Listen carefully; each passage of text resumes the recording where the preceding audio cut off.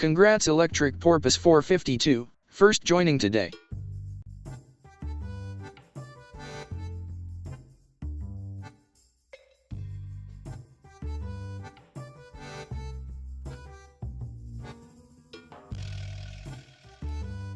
Yotorishima_Eve, behave.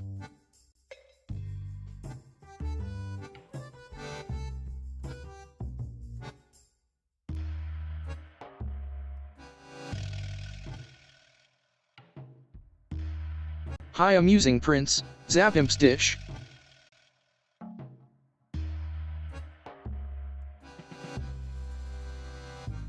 Plasma!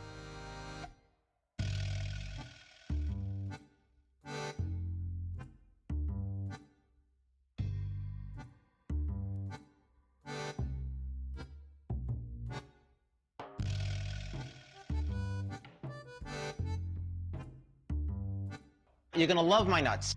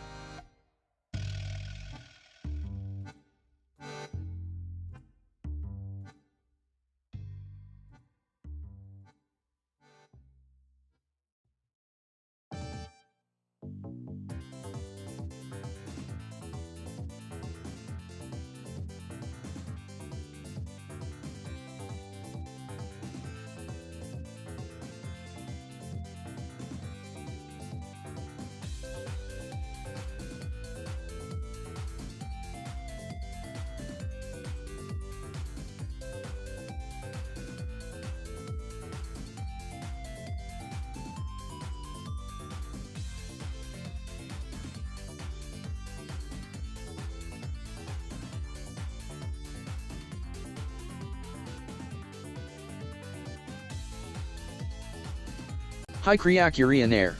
Zapimps dish.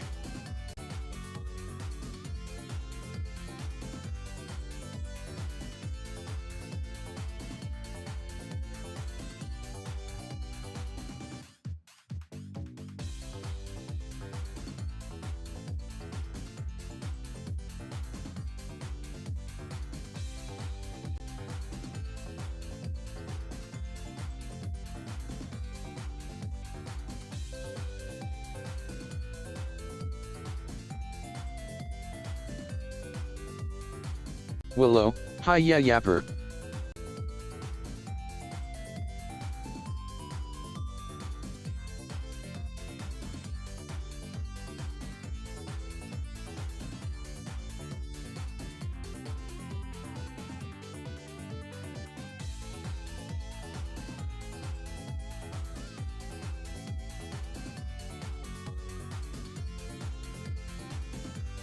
Hey wax_spade, Zapimp soon.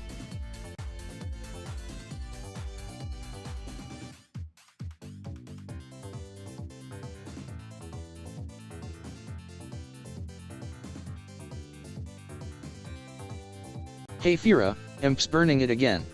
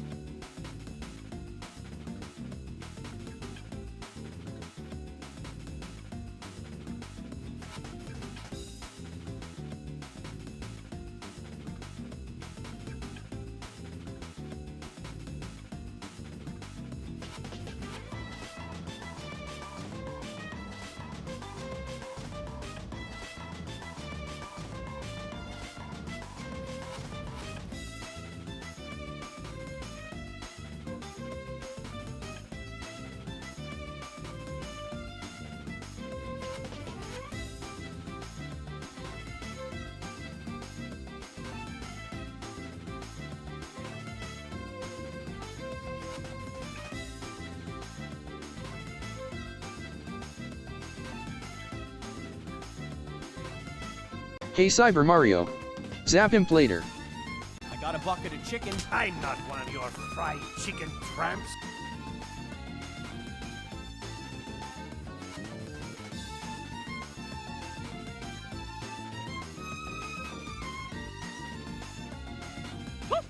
Welcome chat, to Imp's Vtuber kitchen. 5 dishes, don't burn em or I'll zap ya.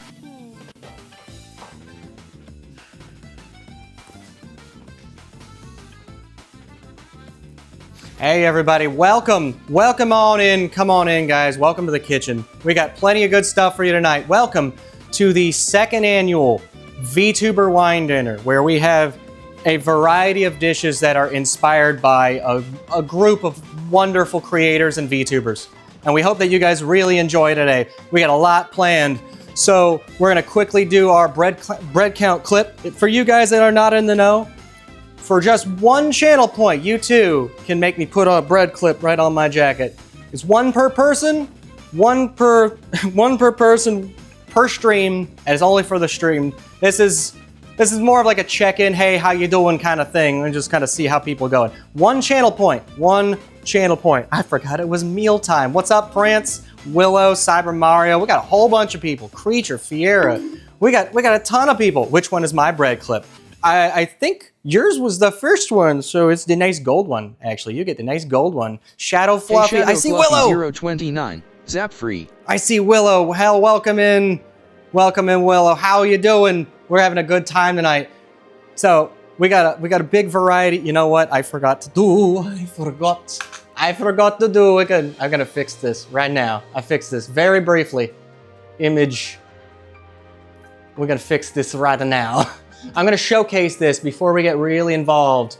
But oh, new followers. I'm good. Just about to cook at the same time. Well, Shadow Fluffy, welcome to the space. Welcome to the fold. I hope you were having a good time. Shadow Fluffy 029, welcome aboard. Don't let him slack off, or I'll zap him into next week's retro game night. So I wanted to showcase this first before we really get involved. And then we'll make this go away for a little while.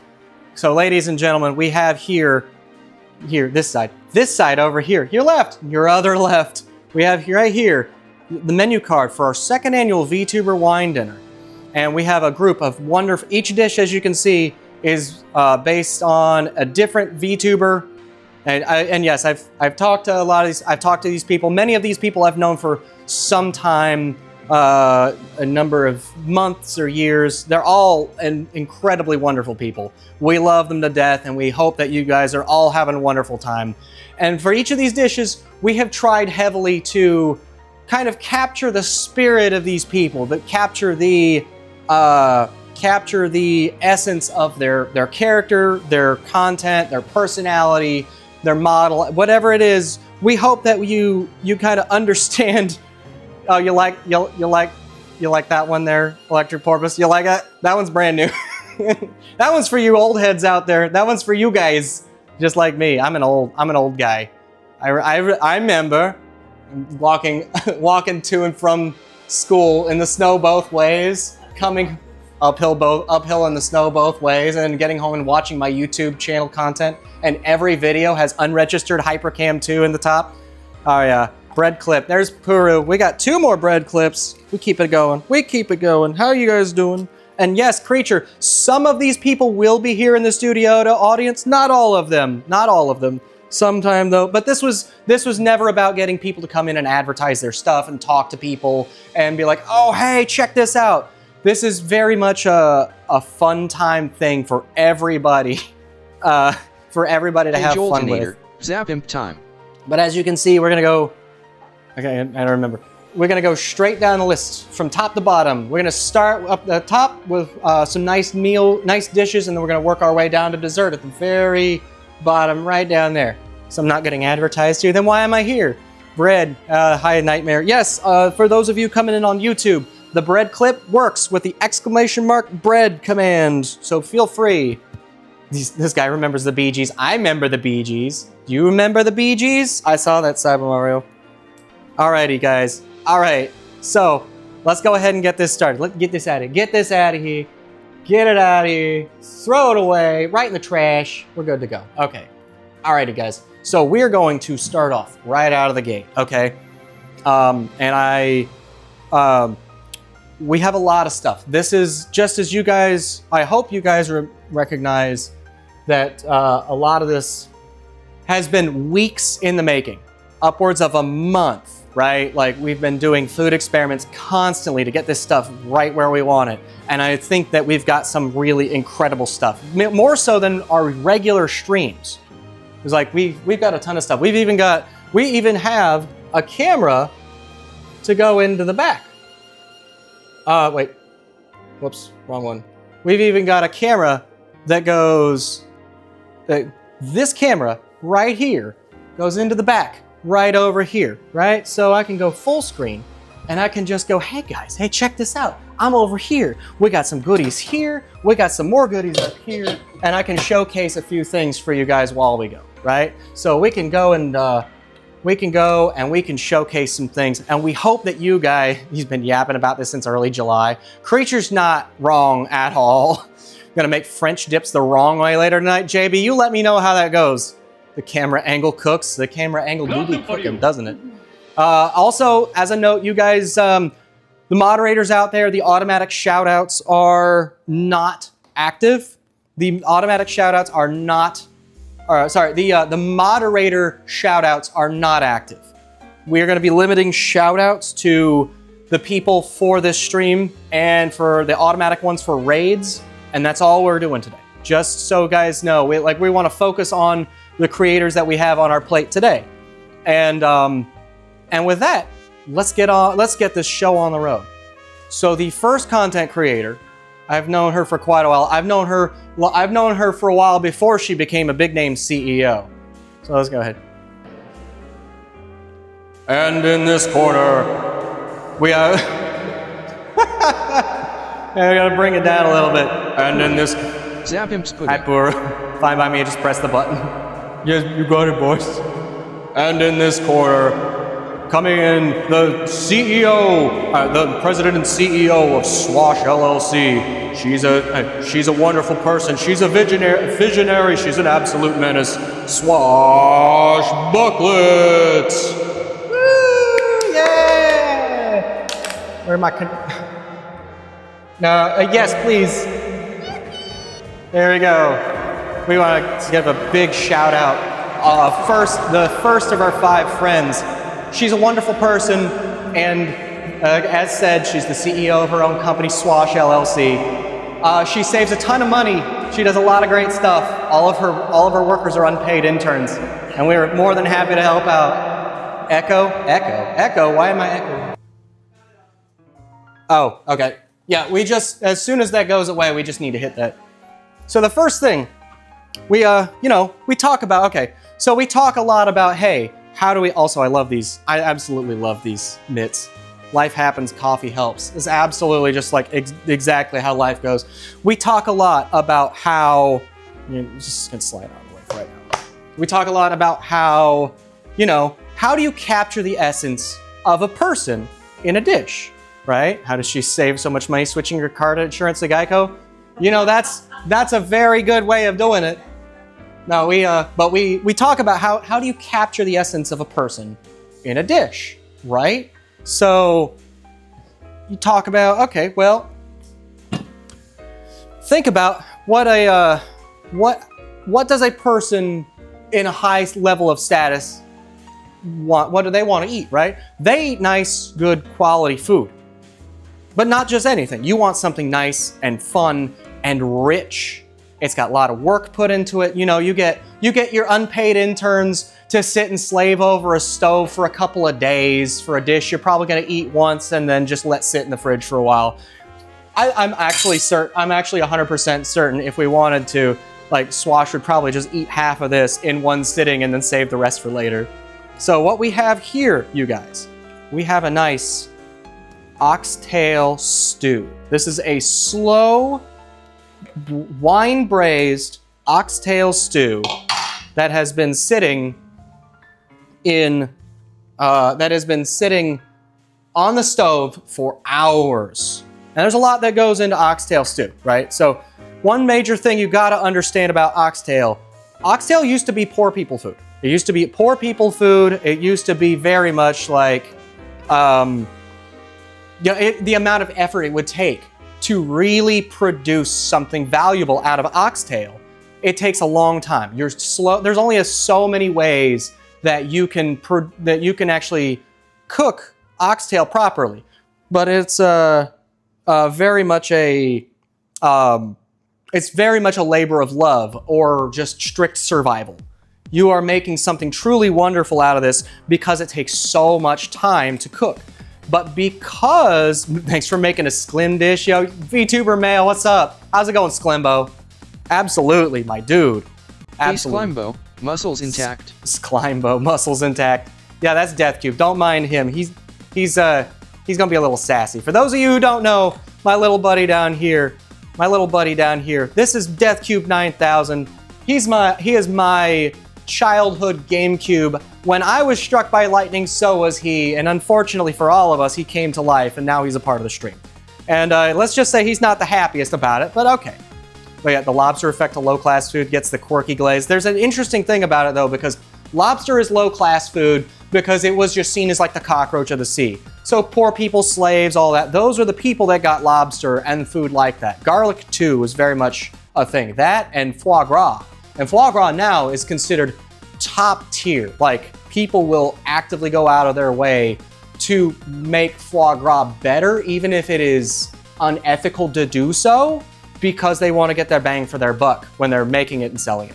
So rich people, but with lobster was unique because we're gonna do a little of this first. We got a nice mix of fresh herbs. This parsley, oregano, and rosemary. We're gonna mix some of this in, and we got a couple little lemon squeezies. Little lemon squeezy, easy peasy. We throw that in. Now, lobster was unique because when lobster was becoming popular, it was because people in the Northeast, in New England, when they wanted to improve tourism, they were sitting there saying, "Oh, you know, we got lobster. No one cares about lobster, so let's market it." The power of marketing cannot be understated.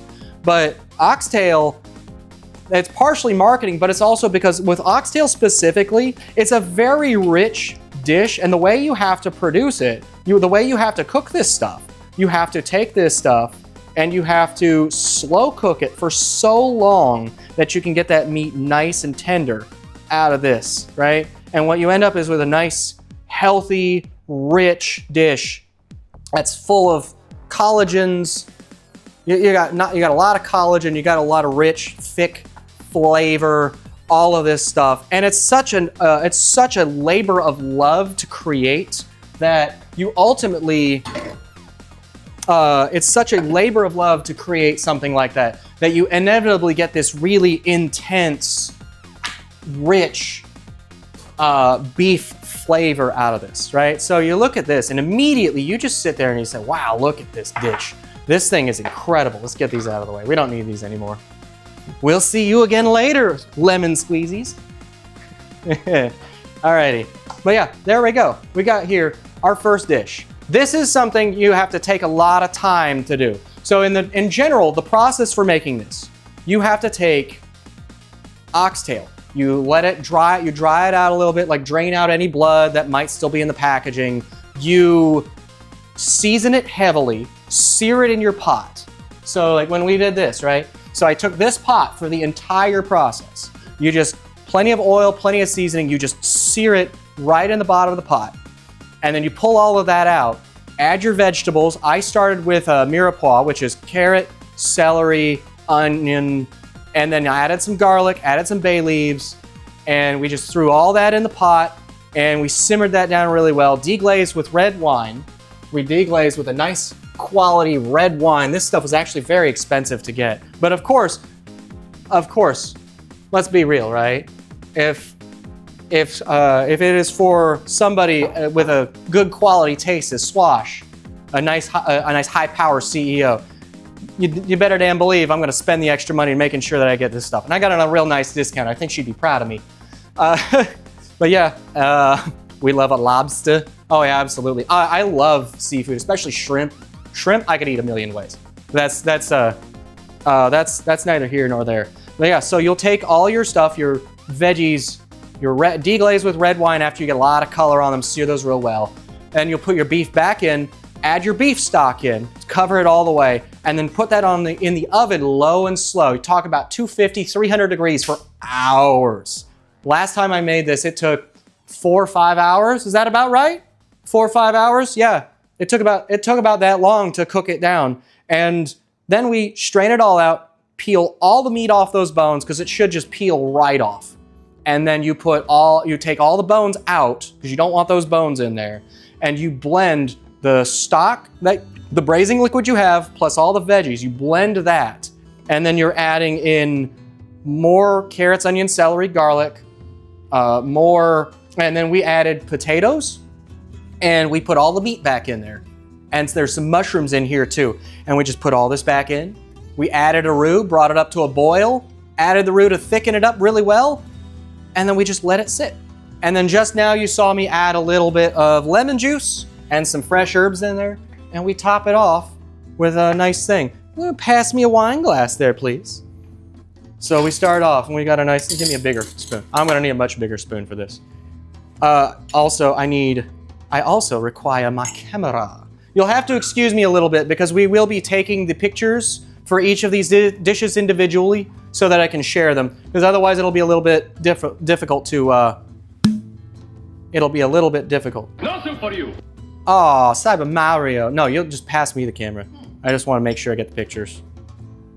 And a nice quality red wine right here. Just like that. A little bit of something. This is a Saint Sulpice Bordeaux. This is a little bit more Merlot leaning rather than what would normally be a Cabernet. Cabernet is a much sweeter wine. And for this case, we wanted something a little bit more mellow. We wanted something a bit more mellow, a bit more... Actually, no. Let's get this picture in here. So let's do this. I'm gonna go ahead and swap this, get my picture. Get our picture right there. There. Thank you. Alrighty, and now we're here. We got our, actually I want this cutting board out of the way. I don't need to necessarily get this dirty right away. Okay, gelatin from the bones should help thicken it. It does, JB, which is why you don't need nearly as much,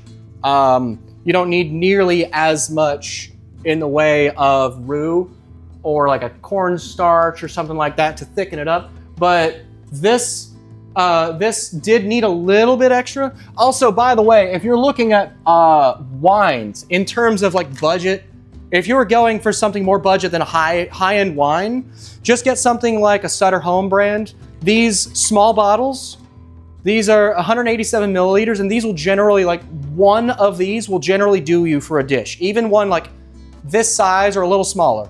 And these are very cheap to get at the store. If you're not getting something like this on a high-end, on a good discount, like I got this basically at market value plus a little extra, and this was probably about $30. So like I have a good source for really high quality wines and other stuff. But yeah, highly recommend the things like Sutter Home and those, they do very well. So now let's go ahead and give this a nice little taste test. You see when you look at this, right, you get it nice and close. You get all that chunk, all that meat in there. That is absolutely fantastic. There's a little bit of this like deep flavor in it. It's just thick enough, right? It's just thick enough. It wants to slide off the spoon. And the meat on this is still really tender, like big chunks of fat in there too. So you get all that fat and flavor. The body loves fat, right? The body loves protein and the body loves fat. If you're not getting that much in the way of carbs, like fat is a very good quality thing. The body will absolutely use it in terms of like nutrition and stuff. You do want to kind of minimize the fat and how much fat you're getting in there, but it is definitely not the worst thing to have. And yes, the broth is nice and rich. You got those nice chunks of carrot, celery, garlic, potato, mushroom. You got all that in there. This is a nice quality, get on there. I see you, potato, get in there. Fine, I'll go for your brother. And yeah, that is absolutely amazing. I love this. This is fantastic. It's a really rich, deep flavor, very earthy. The seasoning that we used specifically for this, right? Where is it? You know what? That's fine. We did a mixture of a couple of things actually, and I can just show you. I can just show that to you guys. Now there's like, you know, some of your regular stuff: onion, pepper, garlic, salt. There's a little paprika in there, but the biggest thing actually that's in here, the biggest mix of things that are in here are these. We got a Worcestershire powder and a mushroom powder. Is it gamey like venison or buffalo? If you cook it well enough, it's not really that gamey. It's a fantastic dish. Yeah, but we didn't even really have to add any extra Worcestershire to the dish. The Worcestershire powder did a lot of the heavy lifting there. This is fantastic. And honestly, like this, I'm excited to try this. Like, and especially considering like this is actually cooked into this, right? So we used this red wine, which is why this was already open, to cook into this. And it is absolutely delicious.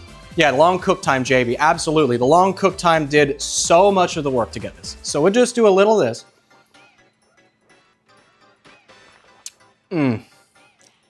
Yeah, that's still got a nice little bit of sweetness to it without being overwhelming. It's not like drinking like a flavor bomb of strawberries or something. Here. Also, you want to just wave to the chat super quick. This is my lovely assistant. This is my mother. Yes, my mother knows that I stream. She's seen some of the unhinged shit that I do. Like the one time that I fisted mayo live on stream. She was actually there for that. That was my very first cooking stream. Some of you old heads remember that. Some of you that are brand new to the chat may not. Anyway, that is a fantastic wine, absolutely.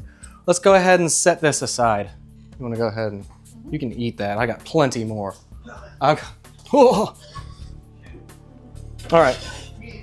And that fist the next dish. I am not gonna fist the meatball sub. Oh wait, I spoiled it. Cyber Mario, how dare you? Okay. Make a rib rub with some of that powder in it. Worcestershire powder is great. Yeah, Worcestershire powder is fantastic. You got to be real careful though because it is strong. It is essentially concentrated. Yeah. Tori is my other lovely assistant. She is also helping me produce and do some various things. So very quickly. And with that, ladies and gentlemen, we can go ahead and move on to our next dish. How long have we been at it? We got 30 minutes. We got plenty of time. Yeah, we got plenty of time for our next one. So, ladies and gentlemen, the next one, Swash. Hi, Swash. Can't stay for long. Hope the cooking is going well. Swash, we did yours first. We did it. We did it, Swash. Sorry, I wanted to get distracted. I have here for you Swashbucklet on the YouTube side. Swash primarily streams on YouTube. I have here a nice, rich oxtail stew. Onions, carrots, celery, oxtail. There's mushrooms and potatoes. And with that, we pair a very nice Saint Sulpice Bordeaux. This is a very delicious red wine. It is not super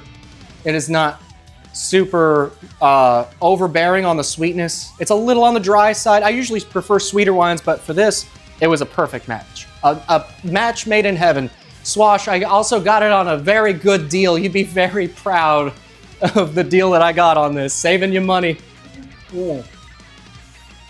That's fantastic. So, man, I will, Swash, if you want, let me know. I'll send you the recipe later. I can absolutely send you the recipe later.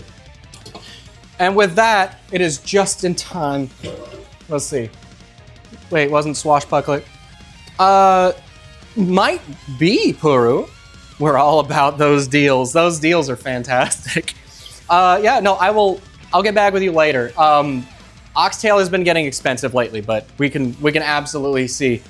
And with that, ladies and gentlemen, it's time for our next friend, the next person in line. So, and this guy, I have known him for a number of years now. He's actually a good close friend of mine. I approached him about this, and I think he was a little surprised that I wanted to do this for him. But honestly, he deserves it. He's a fantastic content creator. I'm missing a bread clip. I'm missing a bread clip, you guys. Let's go ahead and keep this train rolling. And once again, you guys on the YouTube side, you can type !bread to check in for a bread clip. You guys on the YouTube or on the Twitch side, it's a 1 point channel point redeem, and you can get your very own bread clip. I will also be applying bread clips for gifted subs and bits over 100. One for each person whenever need Popoto in the soup then. There it is. There's another one. Thank you, JB.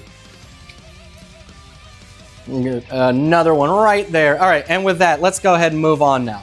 This guy is a close friend of mine. I've known him for a number of years, and we hope that you guys enjoy this too. So without further ado, ladies and gentlemen,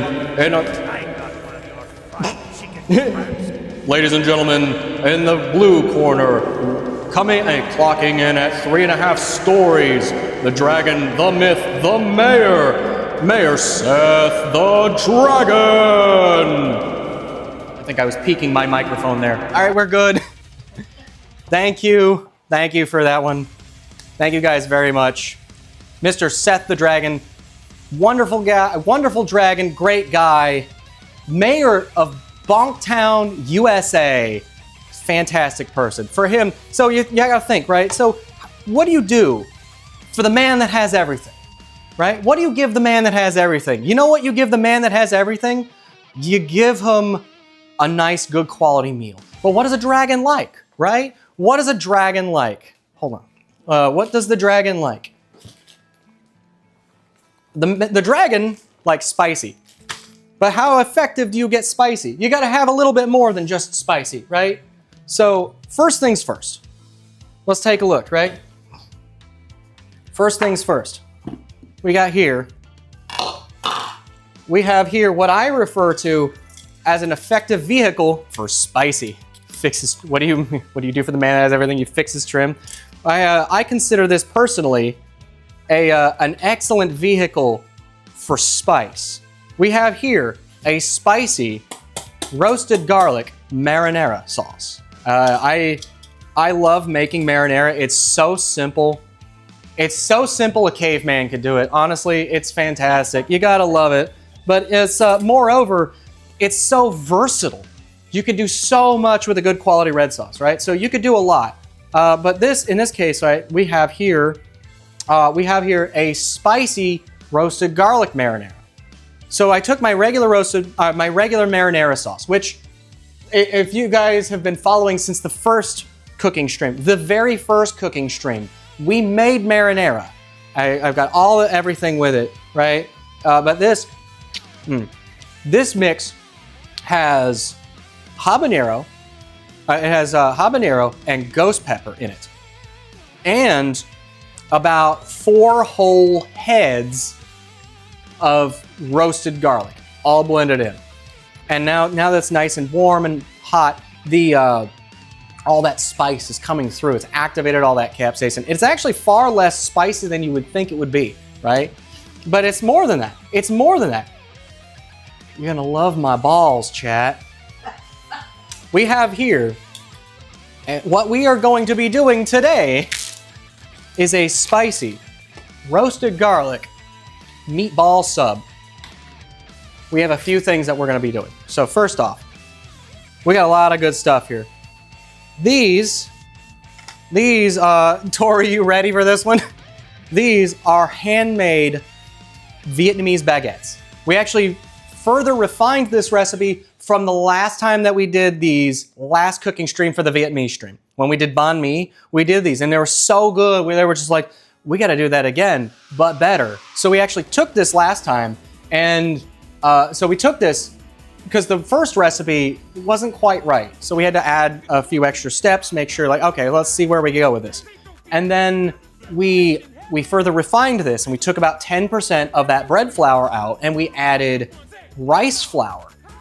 So what that does is, and one of the things you can do to further soften a bread is you increase the amount of moisture in it. But in this case, the ratios were otherwise already like perfect. The amount of moisture that was in it compared to all the other stuff, like the salt, the little bit of sugar and everything else that's in it. So what did we do? We took out some of the flour, but we want a little bit more of that filler in there. And honestly, rice flour is about perfect because like this is nice and soft.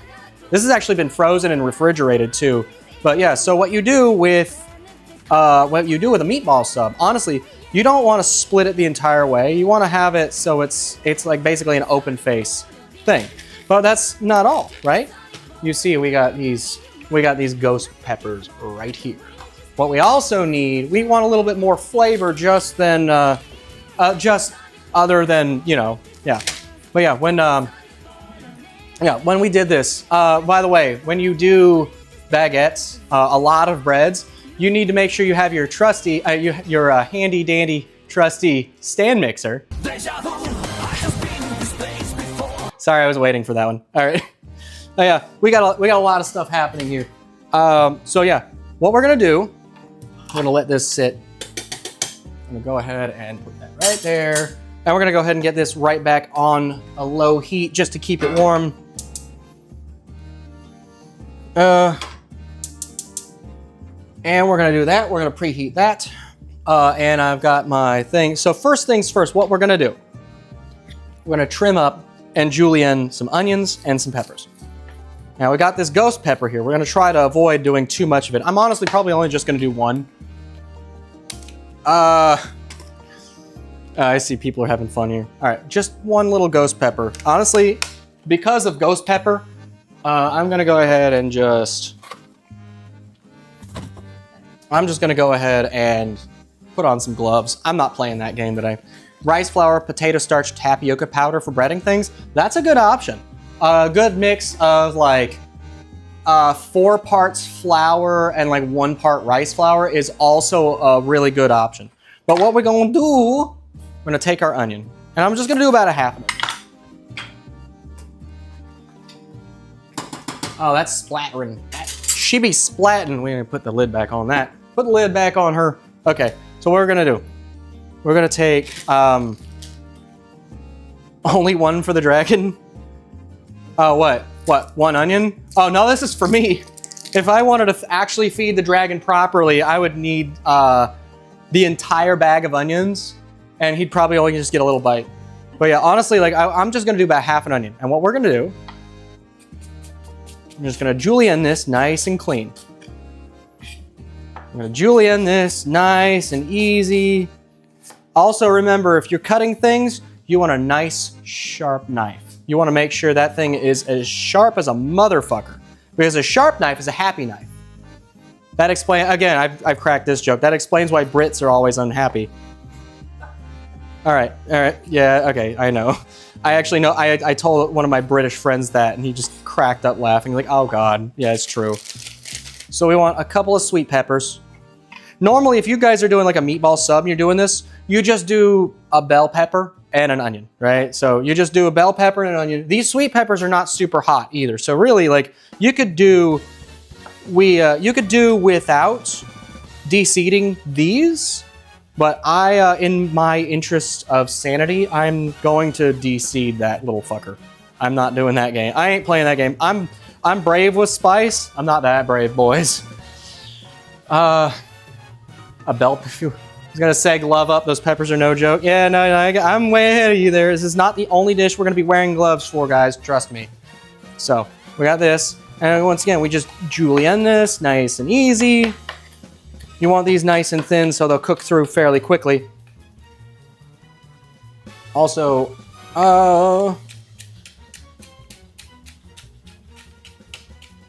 you guys are going to get a very brief tour of the kitchen here in just a moment, because I got to make sure I got something rolling here too. So we got onions, peppers, and I'm going to de-seed this little motherfucker. Oh, yeah, baby. Yeah, we want to make sure we get as much of this seed out. We are not playing this game. All of the seed, if you guys are not aware, the grand majority of the spice in a pepper is in its seeds and its pith. You want to clear out as much of that as possible when you're doing this. You want to get rid of all of that. The more of that you get rid of, the better. You do not need that, and if you do not want the spice, you can cut out a significant amount of that spice, and you are going to be much better off. I do that frequently with jalapenos, because 3/4 of the heat in the seeds. Yeah, the seeds and the pith. You go much better. Okay, and that's it. That's really it. You got ghost pepper, you got sweet pepper, and you got onion. Now, we're gonna go ahead and get this on as well. Okay.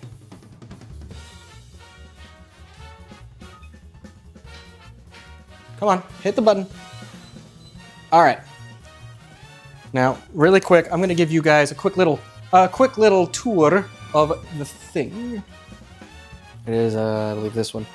So, yeah. So we got the kitchen. We got my little corner. That's kind of a little variety corner. We got our sink, and then right there, we got that little bass right there. We got our air DJ fryer. Dynamo, zap him. What's up, Glam DJ Dynamo? How you doing? Don't mind me. We're just getting ourselves back to where we want to be.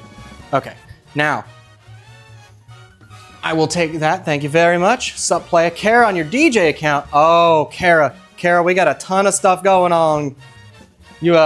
Right now we're getting ready to cook a specialty. He was pissed off. Why was the jalapeno so heated? He was pissed off. I love that one. That's great. Okay, so now here, let's go ahead and just move over to the full screen stove.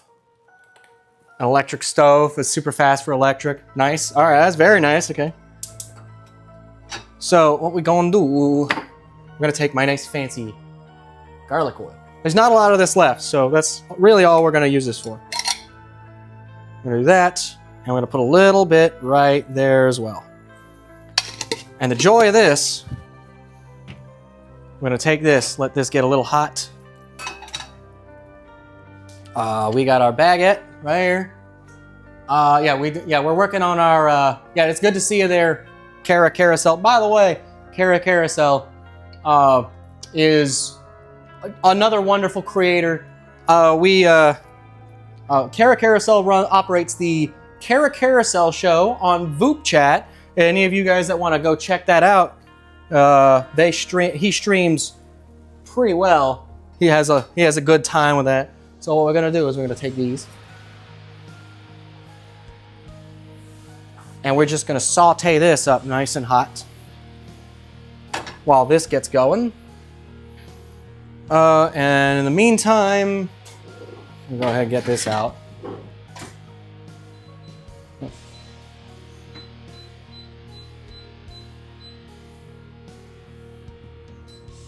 And in the meantime, we got our air fryer going. We got our air fryer going on the broil setting. Once that preheats, we'll get all this going. We want this to get nice and hot. And in the meantime, we're gonna go ahead and get a little bit of something working. Ooh, good timing too. We got. I know they can't see me. That's actually. Oh yeah. Okay. Picture in picture, so you guys can see what I'm doing. I'm gonna need this cutting board cleaned on the ad break. After this, we're gonna be running a quick ad break, do a couple little things. I've got some fresh mozzarella, and I've got a bag of Parmesan right here. So what we do, while this is going, well, the bread's split in half. That's okay. I got my air fryer here.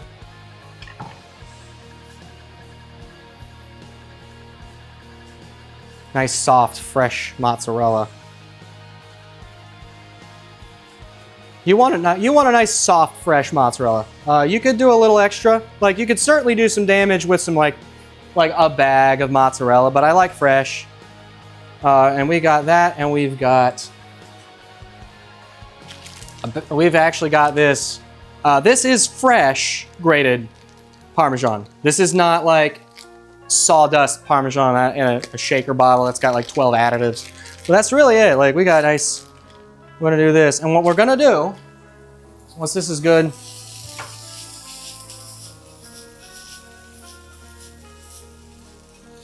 You can, whew, oh, you can smell that spice. What we're gonna do is we're gonna go ahead and take this. I'm gonna take this right here, just like this. Whoops. I'm gonna need that reset here in a second. That's fine though. We're gonna take this. Actually, must away. Electric porpoise has to away. It's a jape. All right. Alrighty, let's go. So we're gonna take our sauce. We're just gonna put a little layer of sauce on the bottom. And we're gonna take a few meatballs here and there. Now, I intentionally made these a little smaller, right? So nothing can really compare to the big man himself. And we're just gonna do that. These are almost ready. Just another minute or so. But this is the meme man said has small meatballs. No, I've got small meatballs because no, truly nothing can properly compare to the man himself. Besides, I mean, as we all know, the jumbo-sized cod piece is on the suit is purely for show. That's where I keep my snacks in my pocket watch. Make no mistake. Yeah, have a go one, Electric Porpoise. We'll see you around. You probably have, which milk, rennet, and citric acid and salt. I mean, I don't drink a lot of milk myself, so I plan stuff out like that. We do have rennet. We do actually have rennet around anywhere. So it's somewhere. We bought some for something like that. That's good. That's actually perfectly good right there. So now we take our onions and peppers. Yeah. And take this. All right.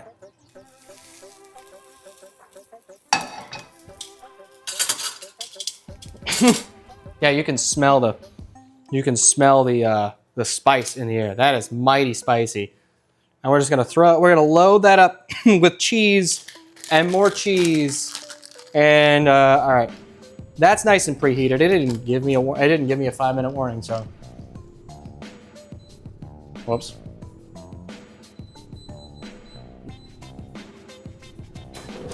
And we're not gonna leave this in very long. We're just gonna broil this on high. We're just gonna leave that for a minute. Well, thank you. Who's the follower? Who's the lucky one? Vtuber male. Thank you, Sklimbo. I really appreciate it. Sklimbo, I really appreciate it. Vtuber male followed. Welcome to the lightning zone. Hope you like retro games, or I'll zap ya. Imp. Thank the new follower before I short circuit.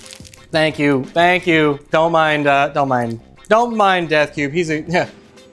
Sklimbo, I really appreciate it. If you're gonna be sticking around, actually, your meal is gonna be next after the ad break. After this is done, I gotta take a quick second. We're gonna clean up a little bit, and we're gonna make sure everything is looking good before we call it. So you gotta just give me a moment, but we'll be fine. Rookie amount of cheese. There's a lot more cheese on that than you think.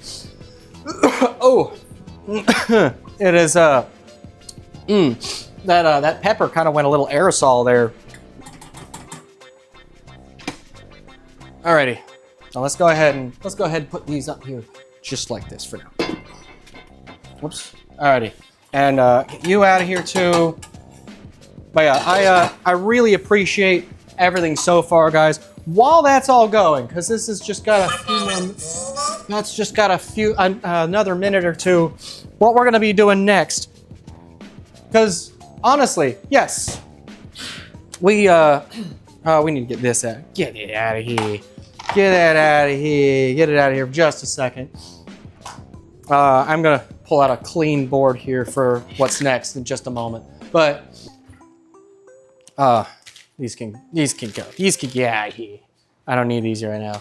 But obviously you can't just have a good meatball sub, right? Like, it's a fantastic thing. It's a nice, wonderful thing, but where's the hell else eat the whole thing? Bold of you to assume I'm not gonna eat all the mozzarella. But obviously you can't simply just have a meatball sub, right? So what do you pair it with? Because every one of these dishes, they're getting paired with an item. Well, obviously I went to the store to try and get some Coca-Cola, and they, of course they were out because the shipments constantly are constantly getting hijacked, stolen, you name it, they just disappear. So what do? We reverse engineered our own Coca-Cola. Well, that's right, we made a soda syrup. This is basically our very own, in the real world, it would be very similar to Coca-Cola. We took a copycat recipe and we improved upon it. And after like 2 or 3 iterations, we ended up with something very good, right? Something like truly excellent. I'm very proud of this. This is a Coca-Cola with blood orange, basil, chili crunch, and black pepper. And there's a little extra molasses. There's a bunch of other stuff in there.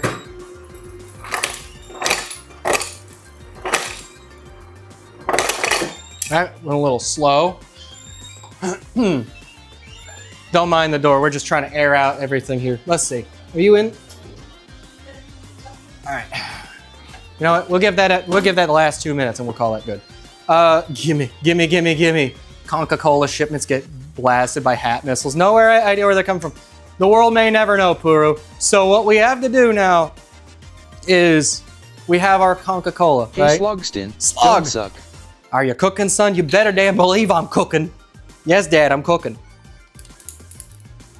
We have here nice, fresh, handmade, canned, carbonated Coca-Cola. And it's very good. It's like Coca-Cola, but more with orange. It's a very like a deeper orange. Like it's blood orange juice, right? So there's blood orange and the basil stems and the pepper and chili crunch kind of make a slightly spicy, herbal, peppery soda with much heavier notes of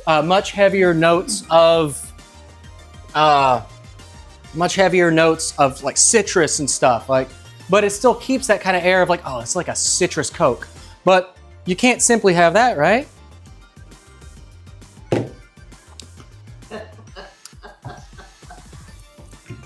I'm pretty sure Mr. Mayor would approve. We are making ourselves a Jack and Conk, ladies and gentlemen. A Jack and Conk for your drinking pleasure.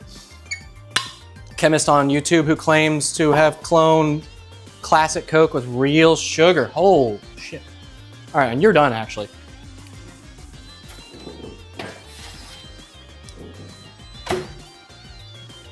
And we have here nice spicy meatball sub. Would you care to pass me a small plate, please? Because we are going to slide you. We're gonna slide that off of there, just like we slide into her DMs. I'm gonna do this, nice and easy. And we do that. Honestly, it doesn't need like a side profile cut, but we're gonna do it anyway. We got this. There we go.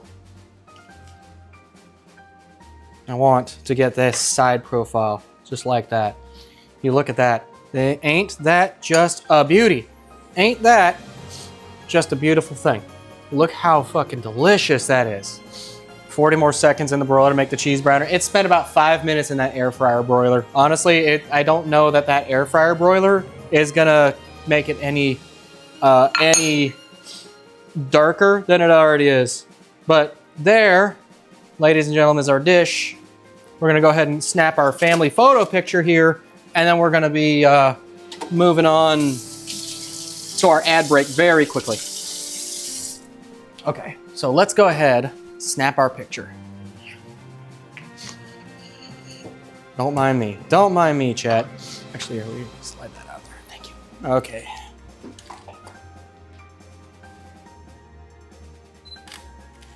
Thank you. Alrighty. Perfect.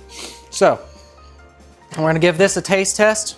Our oven has a legit convection broil setting you can cook steaks with. Oh, ooh, that sounds great. So good to clog my arteries. It was so good to. I love that. All right, let's give this a shot.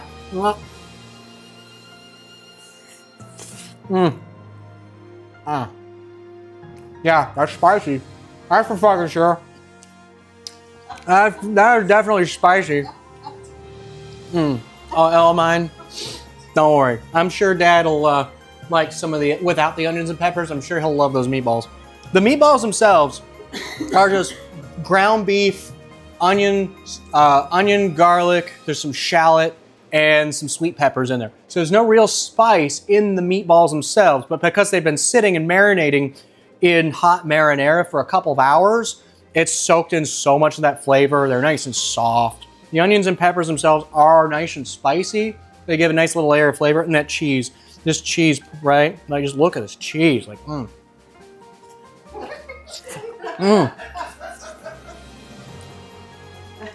Gimme. So good. Okay. Pururangaming says, have you ever had a drink that, you had, you could, you'll do, you wants, you could do so, you'll do, you could you want it to do you so much you could taste anything? That's great fucking timing. That is the best timing. That is the absolute best timing. Thank you for that. All right, and now we got our part two. You take your nice extra spicy, because this motherfucker is spicy. Even de-seeding the ghost peppers, this thing is spicy as hell. So we're gonna go ahead and taste test this.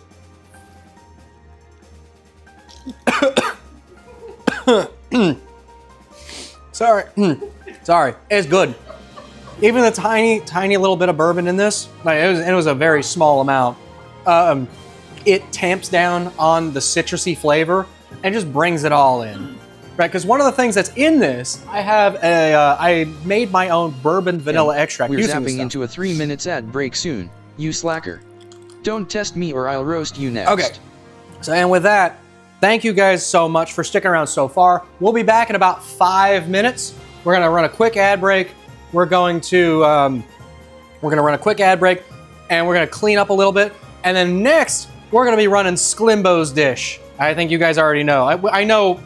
We'll get back to it in a second. Go ahead and take us. Go ahead and roll me out, Tommy. Oh, you got it? Hold on. I got it. And a BRB and a...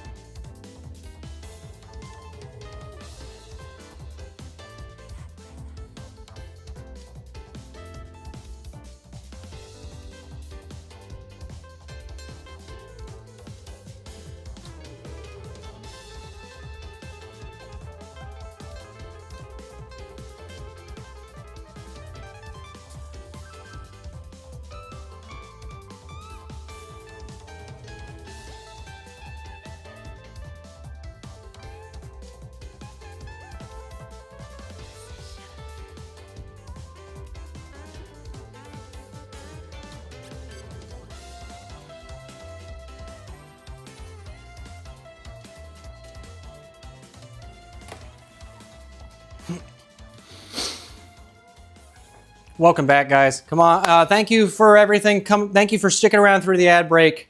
And yes, that sub really did put some pep in my step. Yes, JB, we didn't use any breadcrumbs. Tori is right. We did use an egg to help with the moisture and the binding content. And we used, like I said, garlic, onion, a little shallot, and some chopped up sweet peppers. And I have, where are you at? That's not the one. Here it is. I've got my homemade Italian pizza spice, our pixie dust Italiano. It's absolutely fantastic. We make it ourselves. Very simple. I'll have to give you guys the ingredients list, but it's just like Frank's Red. I put that shit on everything. I tell you what, it goes so well. Like you marinate, like you add that to marinades, like put it on some chicken. You got some really excellent stuff that you can just do with it. It's simple, it's versatile, and it's variable in how much spice you want to put in it because for the ingredients, it's literally equal parts everything and then as much red pepper as you like. And that's it.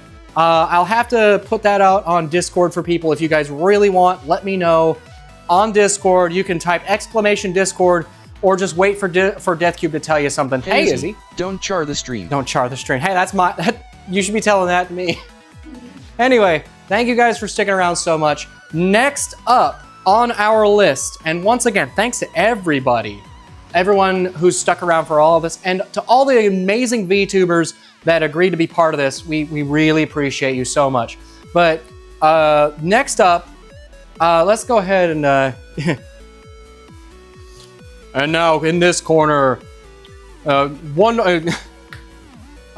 had the thought. Hold on. And in this corner, with big muscles and an even bigger heart, he loves to suffer as much as Imp does with his Pokemon Ultra Hardcore Nuzlocke runs. The big man in charge. No Echo? Where my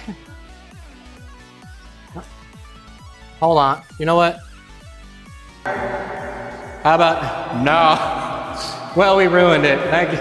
Ladies and gentlemen, Sklimbo! Alrighty. There we go. Shout out to, everybody. I heard he's cool. You know what, man? I heard Sklimbo's cool too. I was there when he debuted, and honestly, fantastic, absolutely wonderful person. And again, like, big muscles, big man. He is the Sox agency's big health and fitness guy, but he's just an all-around awesome person. We love him to death. He's just a cool guy, very chill, awesome to hang out with. And honestly, like I may not work out nearly as much as him, but hey, I don't think anyone can work out quite as much as him. Now, those of you guys that know Sklimbo and you know his content, you think, Imp's gonna make a dish based on him, right? So what is it gonna be? It's gonna be brickin', right? That much is obvious. So that's not really the surprise. The surprise is like, well, how do you really capture more about Sklimbo and the man, the myth, the legend himself? Like, okay, so I remember I reached out to talk to him, to ask him these questions like, hey, I'm doing this thing, and I'm just a little curious. Like, first off, would you be cool with me doing this? And he said, Ed, no, that'd be great. I love that. I appreciate it. And I asked him, like, okay, so like, do you have any like favorite flavors? Do you like Italian, Mexican, some kind of Asian? He's like, I'm a big weeb, which is true, by the way. And I don't think he would really deny that, because like given the stuff that he loves to do, I absolutely see it. And that's not a bad thing at all. Trust me, I'm a huge weeb too. He said Japanese. And I had to stop and think for a second, like, Japanese, huh? Japanese could be a very interesting set of flavors and stuff. So I had to stop and think, all right, so it's ground chicken.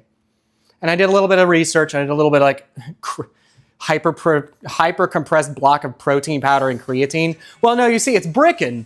It's brickin' because brickin', a brick of ground chicken, in his own words, it is the jack of all trades of food. I'm having brickin' right now. Fantastic. But I mean, stop me if I'm wrong here, but I remember you saying that Bricken is the jack of all trades when it comes to food. Because, you know, compared to chicken breasts, it's got more fat, but not as much as if you're having chicken thighs. It's super easy to do. It's got high protein count. All you do is you take the brick of chicken and you put it on a tray, throw it in the air fryer, and you put it in the air fryer, and it's done. It's one tray, easy cleanup. You're getting bricked up. That's right, Amusing Prince. When it comes to optimal protein, that is exactly right. So we're gonna be doing Bricken today. But we're not gonna be just doing any Bricken. You guys probably already see my fancy little toy over here. We have the one. We have right here our handy dandy stand mixer with a meat grinder attachment to it. So what does that mean? We're gonna grind our own chicken. We're gonna grind our own chicken from scratch. We got a little chicken juice. If you guys ever do this, yakitori Bricken, not quite. It's actually Soboro Bricken. It is Soboro Bricken.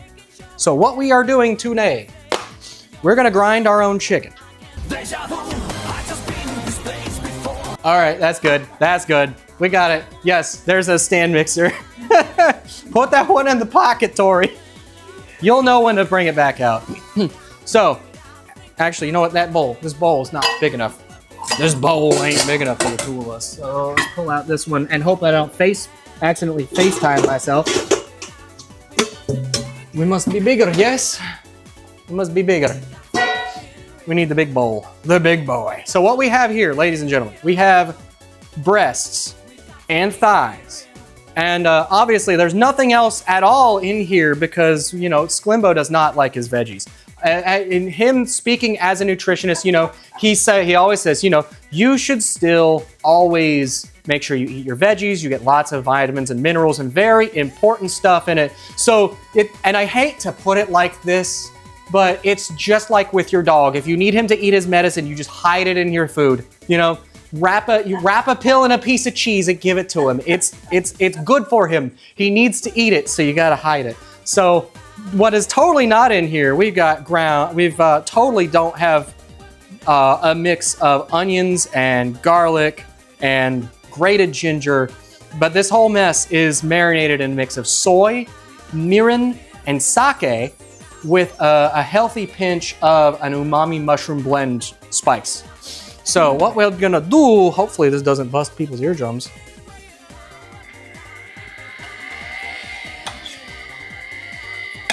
Where are we at? We's at a 2? Bring it up to a 3.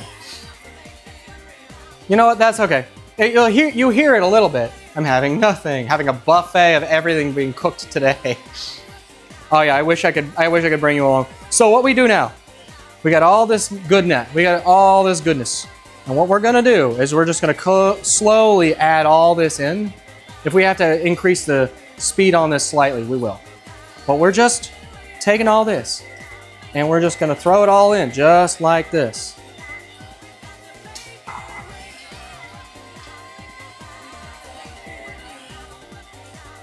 We're just gonna throw this in, all this in, one little bit at a time.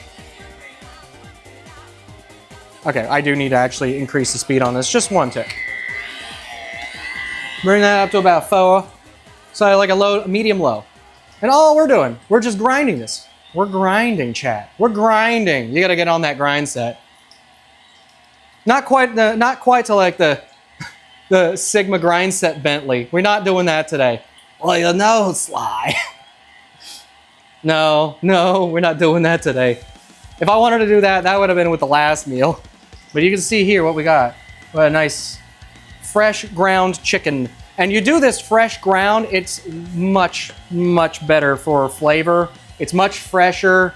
And honestly, like, you can kind of customize a bit of the fat content. Because this is a mix of thighs and breasts, it's probably like 2.5 parts breasts to 1 part thigh. So it's a healthier amount in one direction over the other. But all we're doing is we're grinding, chat. And all we do, we get this nice and clean.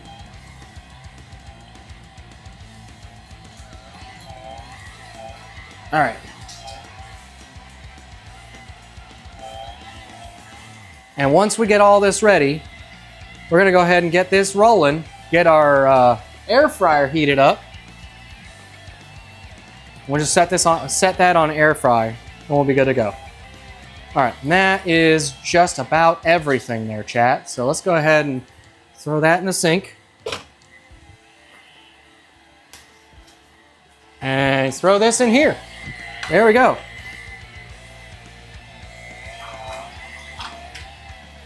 There we go. We'll let that run for just a second more.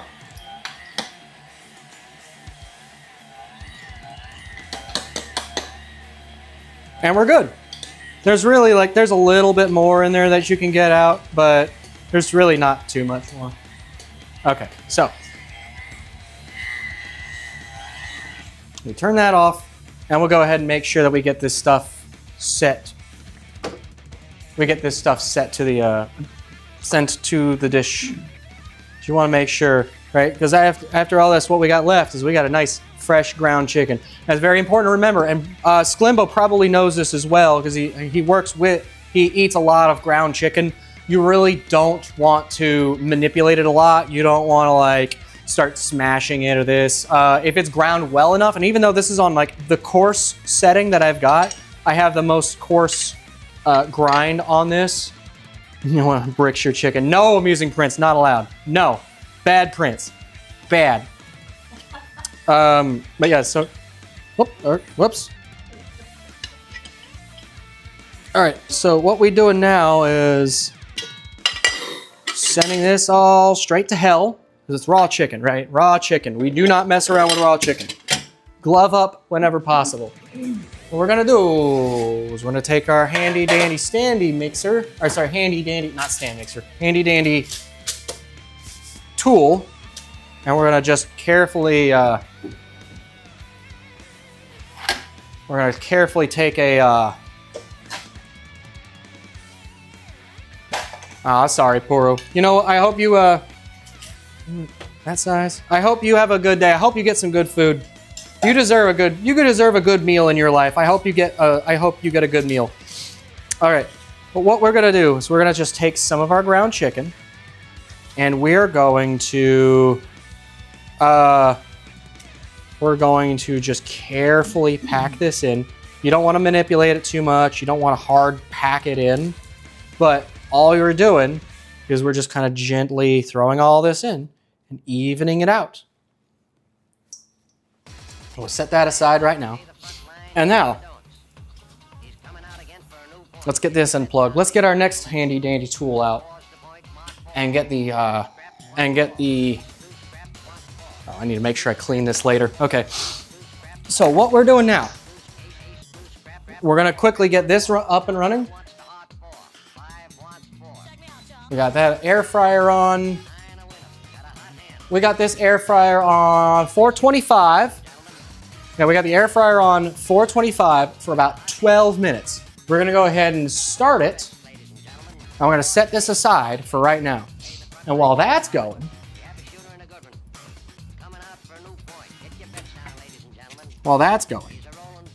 we've got our next fun tool.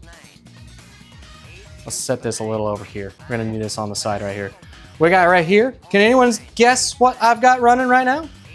This, ladies and gentlemen, is the opposite of an air fryer. It's a deep fryer.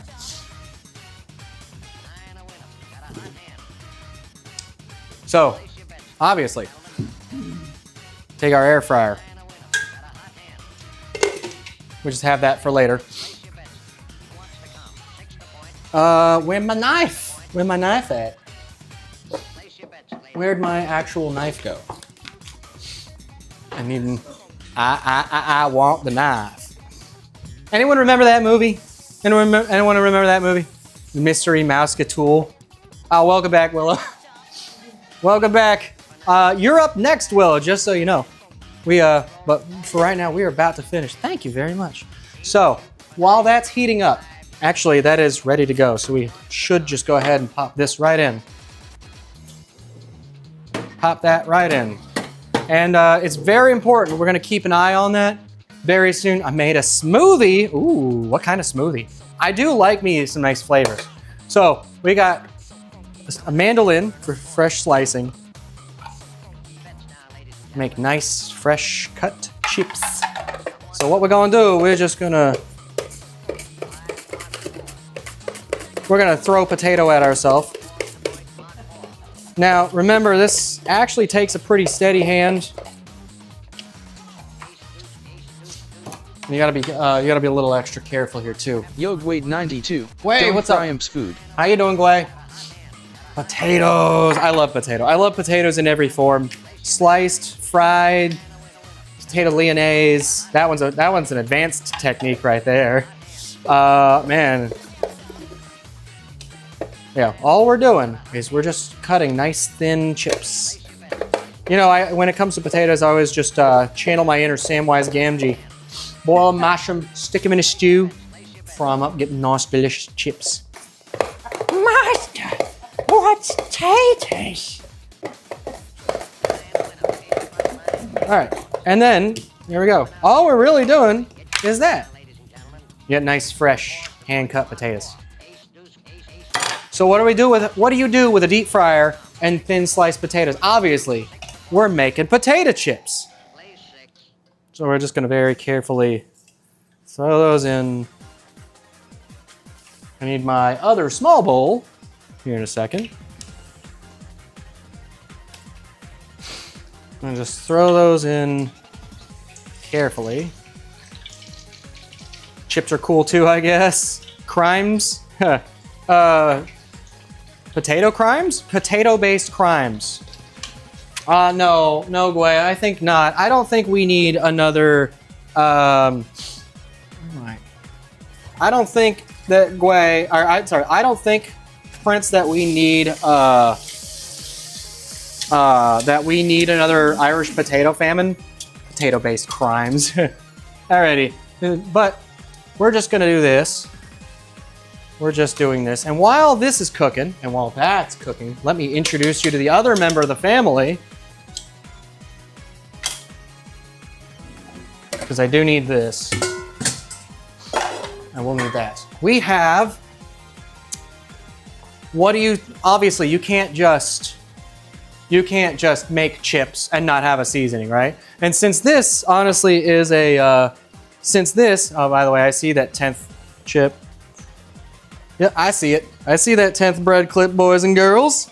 Obviously, you can't just have chips and not have them seasoned, right? So, like, what are you gonna do, right? So what we're gonna do, chat, we have here a handmade Japanese fry seasoning. This is our umami nori furikake. This seasoning is a mix of salt, pepper, garlic, ginger, soy powder, honey granules, mushroom powder, toasted sesame seeds, and toasted nori that's been chopped up in a spice grinder. And we have, you guys can see it, it's a very nice, fresh, it's a very unique experience. Oh, there's also hand microplaned and dehydrated lemon and orange peel for that extra citrusy flavor in there. Should pat dry the potato slices before frying them. Honestly, you're right, but at this point, it's a little late for that. I mean, I could pull them out and try to... Oh, did that go off already? Huh. I didn't think it'd been that long. It's... it definitely doesn't look done. Hold on.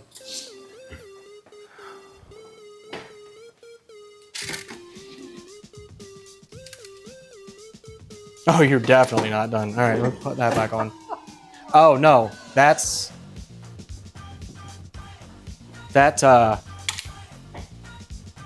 hold on a sec. That shut off. I think that popped the breaker. Oh. One sec, chat. Hold on. God, it's hot as balls in this garage.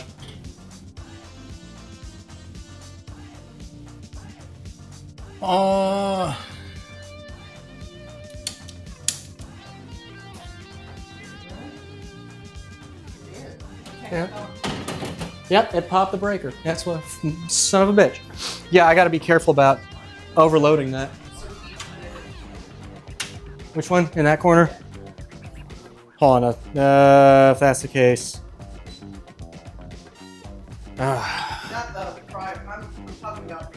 No, this popped the breaker.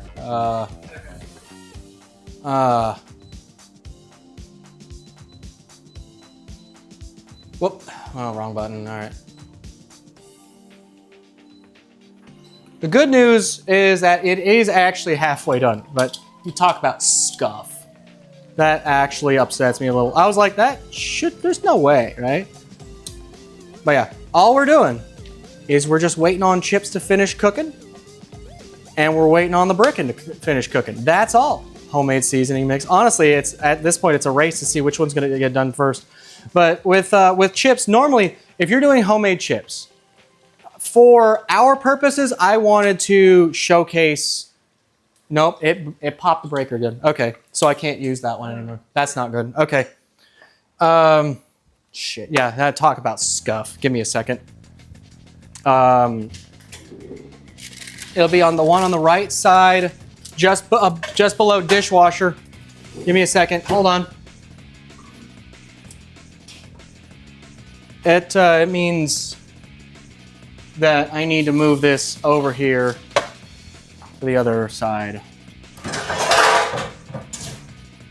Sorry, chat. Promise.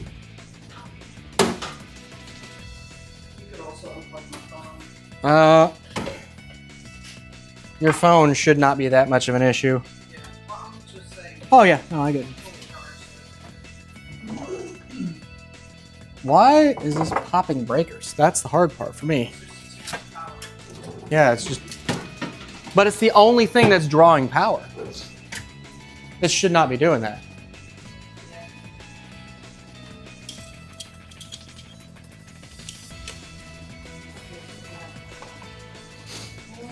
Alrighty.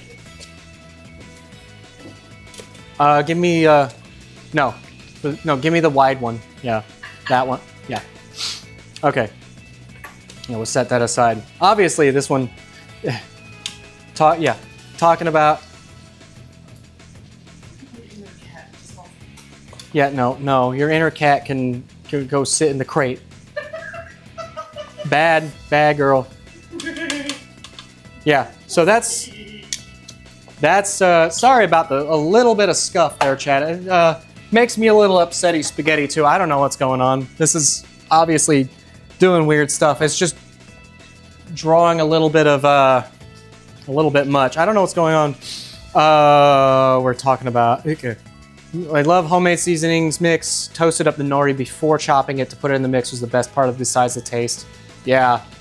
And yeah, no, I'm trying not to talk about Dolly Parton's death. I don't want to bring everything down, but yes, she was honestly a treasure, a great person, came from a humble background. I don't want to drag everything down. I'll be happy to do a memorial or some other stuff later, but for right now, let's just try to avoid really talking about it. I appreciate you guys. Thanks again for everything, and I'm sorry for the loss. It hurts me and my family too, but we're gonna keep that one a little on the down low for the second. Alrighty. In the meantime, let's go ahead and slide this back over here.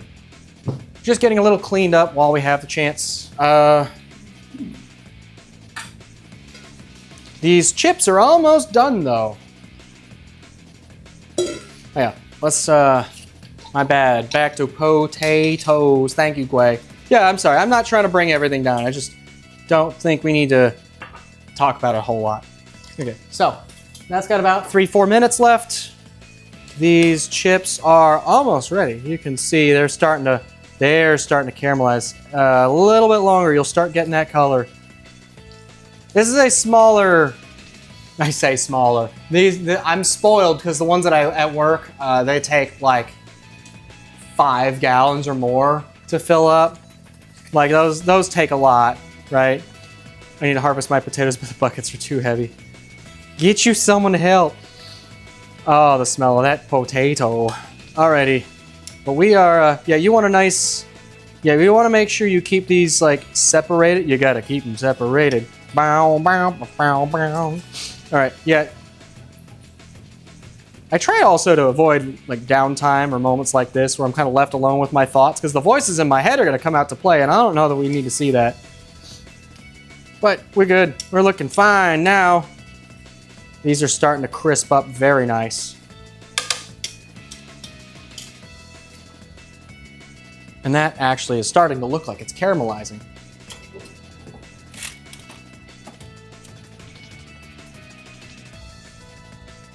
$110. All right. As anybody knows, right? As you guys should all know, if you are doing work with raw chicken, make sure you fully cook it. 165 degrees internal temperature. There are things that you can do to kind of like shortcut that a little bit. You don't need to strictly get it to 165. But for everyone's purposes, the easiest thing, 165 internal temperature. There are charts that you can look at and you can say, oh, okay, it's been at 155 degrees for an hour. That's fine. That's actually perfectly fine. Like there are charts you can look at. It's like as long as it reaches a homogenized internal temperature of this for this length of time, it is safe to eat. But generally speaking, you are looking at 165 degrees. That is a safety thing for everybody except Sklimbo, because apparently Sklimbo's just evolved beyond salmonella. And I know he knows what I'm referring to. It's fine. You just grow out of it. You just get immune to it, right? You get it enough times, you're fine. Don't take that. That is not medical professional advice. Please cook your chicken properly, boys and girls. I can't wait to start a garden. Yeah, me too. It is hot as a motherfucker season, Gway. That's what season is. You gotta lock in. Do not lock in. Take the word of advice there. You take the word of advice. You gotta lock in. Don't lock in, please. Don't sue me. I'm not. I am just a nerd on the internet. All right, and that's actually perfect because that's starting to really turn a good color. That's starting to turn a good color, and that's got about 10 seconds. Let's check our temperature on it. No, mostly no. Starting to see that's turning a nice color. We give that just a second longer while I check this. There's a nice caramelized color on top of that. At 130, just a little bit longer.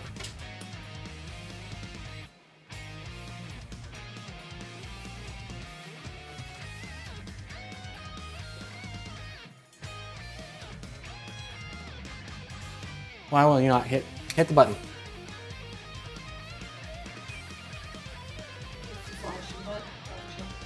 Oh. Yeah, we get that. Let's give that another 2 minutes and we'll be good. In the meantime, we got this. We got these. These chips are ready. So we're gonna sit, we're gonna let this, actually I will take like a couple of paper towels. I will just take a couple of paper towels. Thank you. I'm gonna take a couple of paper towels, we'll just sit them down in here. But we're not really needing that for that. Not done a garden in very long, yeah. We'll take these nice, crispy, caramelized chips. And we take our spice while they're still hot and they're still oily.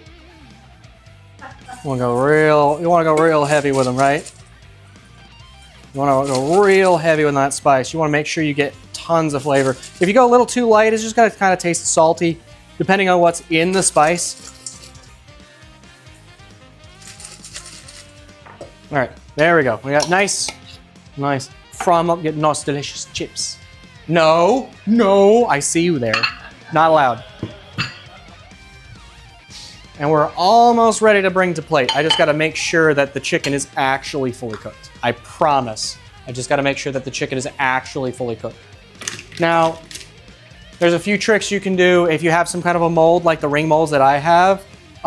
You can do the thing that I did not do, and you can kind of spray the oil around the inside, or you can use a nice thin blade, like knife like this, paring knife, and honestly, this thing's not even that sharp.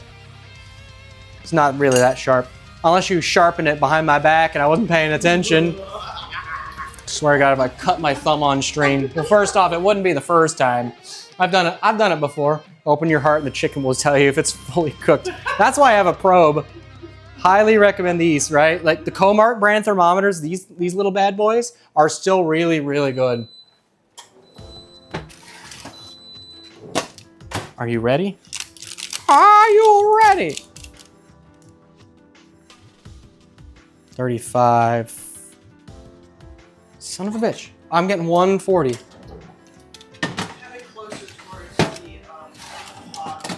Towards the bottom. Yeah. You know what? All right. I trust. It will need.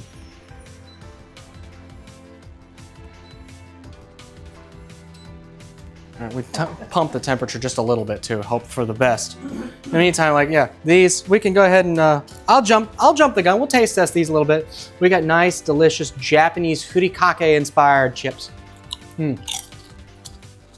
Oh, that's good. That's really good. That's got lots of little flavor in there. There's a lot of little like good flavors in there. Yes, yes. I see your fingers. Yes, you too. Yay! Yeah. So this has got. It's really good.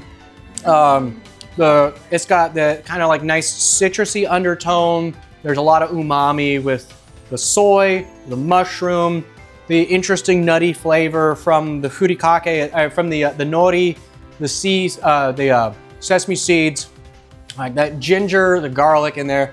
It's a very good flavor, and you can't forget the salt and pepper that are in there.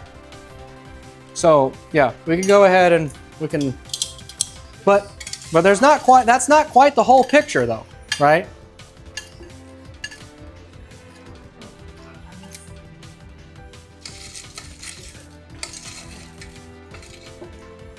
So, we got this.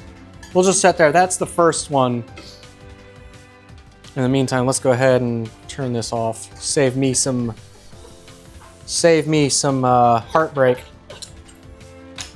Yes, yes. Yes, yes, I know about that, but what about second breakfast? Got a bucket of chicken. I'm not one of your fried chicken tramps. But obviously, that's not the whole game. You can't have just the chips. You gotta have something to dip them in. So we have here, no, I see you coming for me. Hold on, put the pan of chips down. Put the pan of chips down, right there. Okay, now we're better. We have here a special made sweet chili aioli. This is a nice, sweet, tangy, tiny bit spicy mayo-based sauce. It's got my ploy chili sauce. It's got soy, lime. It's got a little mirin. What else is in there? Sriracha. There's something else in there. Fish sauce. There's a little touch of fish sauce in there. It's very nice. It's a very good, delicious sauce. That goes really well. I know, I see you. Yes, yes, yes. All right. But that is a delicious sauce. That is nice. That will really get you going. It's and with the flavors of the spices on the potato, it makes a nice little dip. It's a very fun little thing. Please be done. I gotta make my move on the next one. Okay. Please, for the love of God. Hell yeah. All right, 167. Let's go. You can see here, brickin'. Well, it's less brickin' at this point, more like blocking. I don't know. It's something. It's certainly an experience. I'll tell you that. So what we're gonna do, very gently, just cut this out. I'm gonna cut this one right out. Okay. I'm gonna set you aside, and I'm gonna go ahead.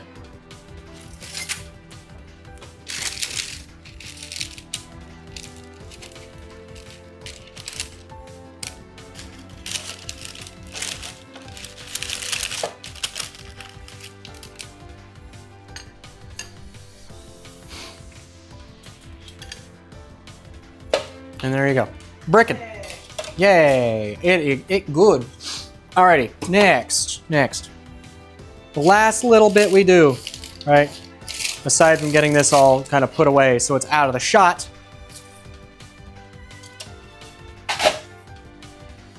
I got brickin' juice all over the place. Brickin' juice. All right, last little thing, right? So we got a nice little plate of brickin' and chips. Let's just throw a little chive right on top. And there you go. Ladies and gentlemen, brickin' and chips. For my camera. Of course, naturally, you gotta pair it with something, right? So before we can really call this a wrap, what else would you pair with brickin' and chips, Japanese style? But a nice sake. Gekigan Junmai sake. Just a little sipper, right? Just a little sipper. There you go, boys and girls. Sklimbo, Sklimbo, thank you very much for all this, man. We really appreciate you. Thank you for the follow as well, my dude. You guys, if you guys are not following Sklimbo, especially for health and fitness advice, workout advice, ideas like that, please go check him out. Wonderful guy with a heart of gold. He's a smart guy, which is why I can't truly call him a himbo, but he's so close. We love him to death. He's, because as we all know, right? There are three true tenets to being a himbo. You have your broad of chest, big of heart, and dumb of ass. And unfortunately, Sklimbo is probably just too smart to really be considered a himbo at this point. But thank you once again, guys. Let's give this all a shot. So we've already kind of tried out the chips, but we're gonna do this. Screw it up. There. Sorry. Thank you very much, and thank you again, Sklimbo. Thank you so much. All right, let's give this a shot. You got a nice. You see that this is it's not packed in too tight. It's not packed in so tight that it's a solid brick. Fork. Hey, Desmond. Nothing better than homemade chips. Also, nothing better than homemade bricks either. Also, this thing is still screaming hot. Honestly, you know what? Give me that. Give me that. I love that. I love that. It's and it's not overworked, so it's not pasty, but it is. It's got a lot of flavor. Especially with that caramelization from the air fryer. It's a pure silk, air-conditioned, chocolate-covered, solid gold, tax-free, extra cheese, double D, finger-licking lap dance of wow! But enough about that. That is fantastic. Absolutely. I stand this every time. Every single time. This is a beautiful dish. This has got everything that a growing body needs. A lot of protein, plenty of fat. And honestly, you got nice chips here, right? You know, it doesn't count because it's nice. It's just a nice little snack. Just a nice little treat.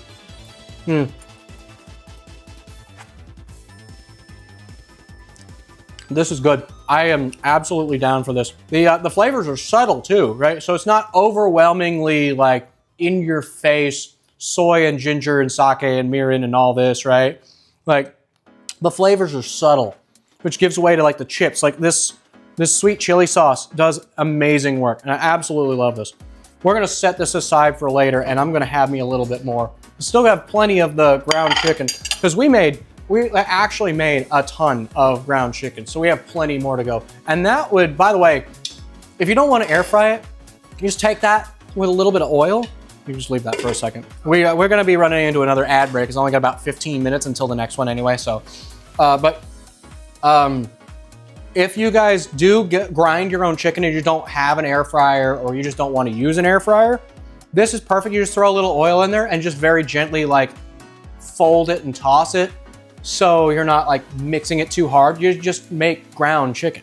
You can even add a little extra pinch of salt or soy or whatever or MSG, I don't care. Like we have MSG here. I'm not gonna use it. It's definitely not in this dish, by the way. But yeah, and then kampai.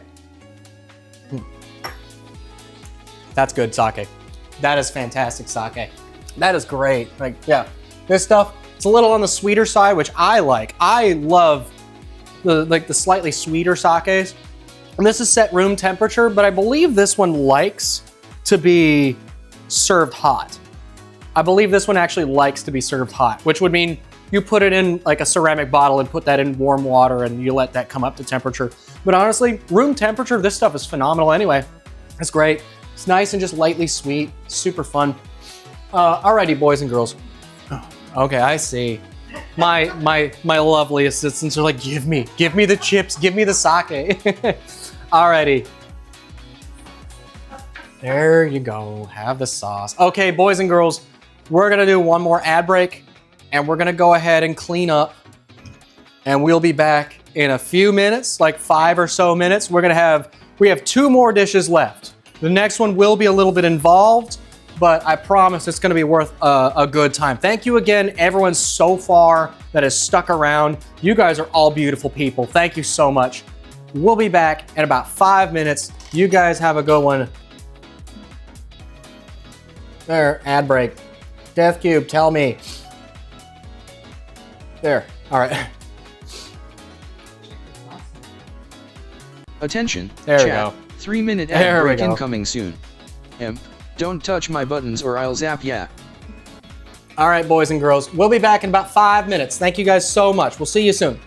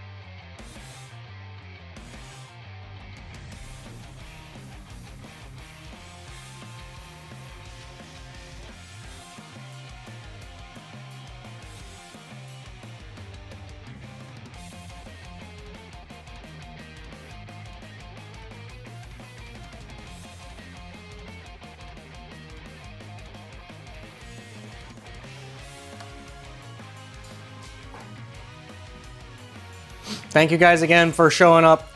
Thank you guys. We're back from ad break. I hope you guys are having a wonderful time. And once again, it's really... Have mercy, please. No. No. It's important to hydrate. You didn't need to hit the button. Yo Helsing Bella. No, Imps messing up. I was gonna tell you I was gonna tell someone to give me an actual hydrate command. That button is deprecated. I need to remove that. Thank you for reminding me that I need to fix that on Sammy. Thank you, boys and girls. Holy headless imp Batman. What's up? What's up, Bella? You just in time.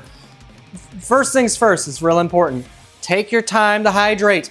Drink water, especially if you're having like any amount of alcohol, soda, any of that. Soda and the amount of sugar and caffeine are not really good for hydration. It's really important to drink actual water. Actual water, or like sports drinks of a proper hydrating quality. So please take care of yourself, drink a glass of water. More.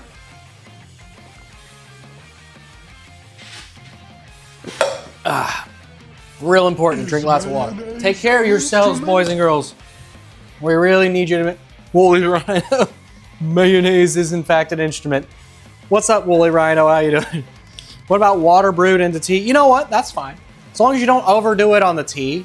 Like, tea is a nice treat once in a while. You can drink quite a bit of it, but there is actually a point where you drink too much, and next thing you know, it's kind of like, it does feel hot in here.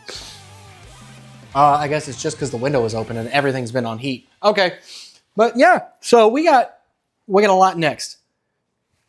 Monkus. I don't have the. Maybe I should really implement the like the BTTV and the 7TV or the 7TV emotes. Maybe I should. I'll look into that later. Exclusively drink vodka. Got it. No, don't be me for like half my naval career. Don't do it. Don't do it. I didn't actually do that. I had bourbon too. And coconut rum. Coconut rum's the fucking shit, dude. I don't drink it anymore, but yeah. Is mayonnaise hydration? No, mayonnaise is an instrument. You can get that right. _Rin0, Imps cooking blows. What's up, Woolly Rhino? How you guys doing? How the fuck did I know you were a Navy guy? I don't know. Is it the culinary career? Is it the shitty jokes, or is it the excessive drinking? It could be any of those, you know? Alrighty. But thank you guys.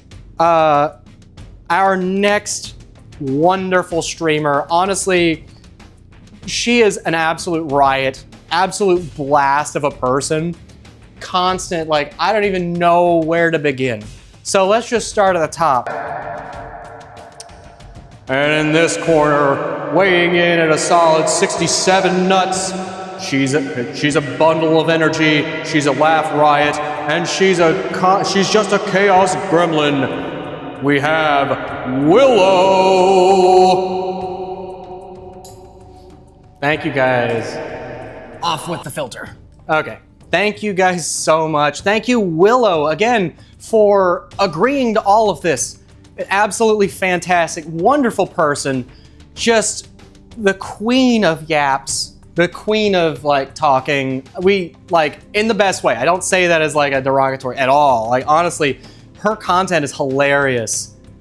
She's just constant.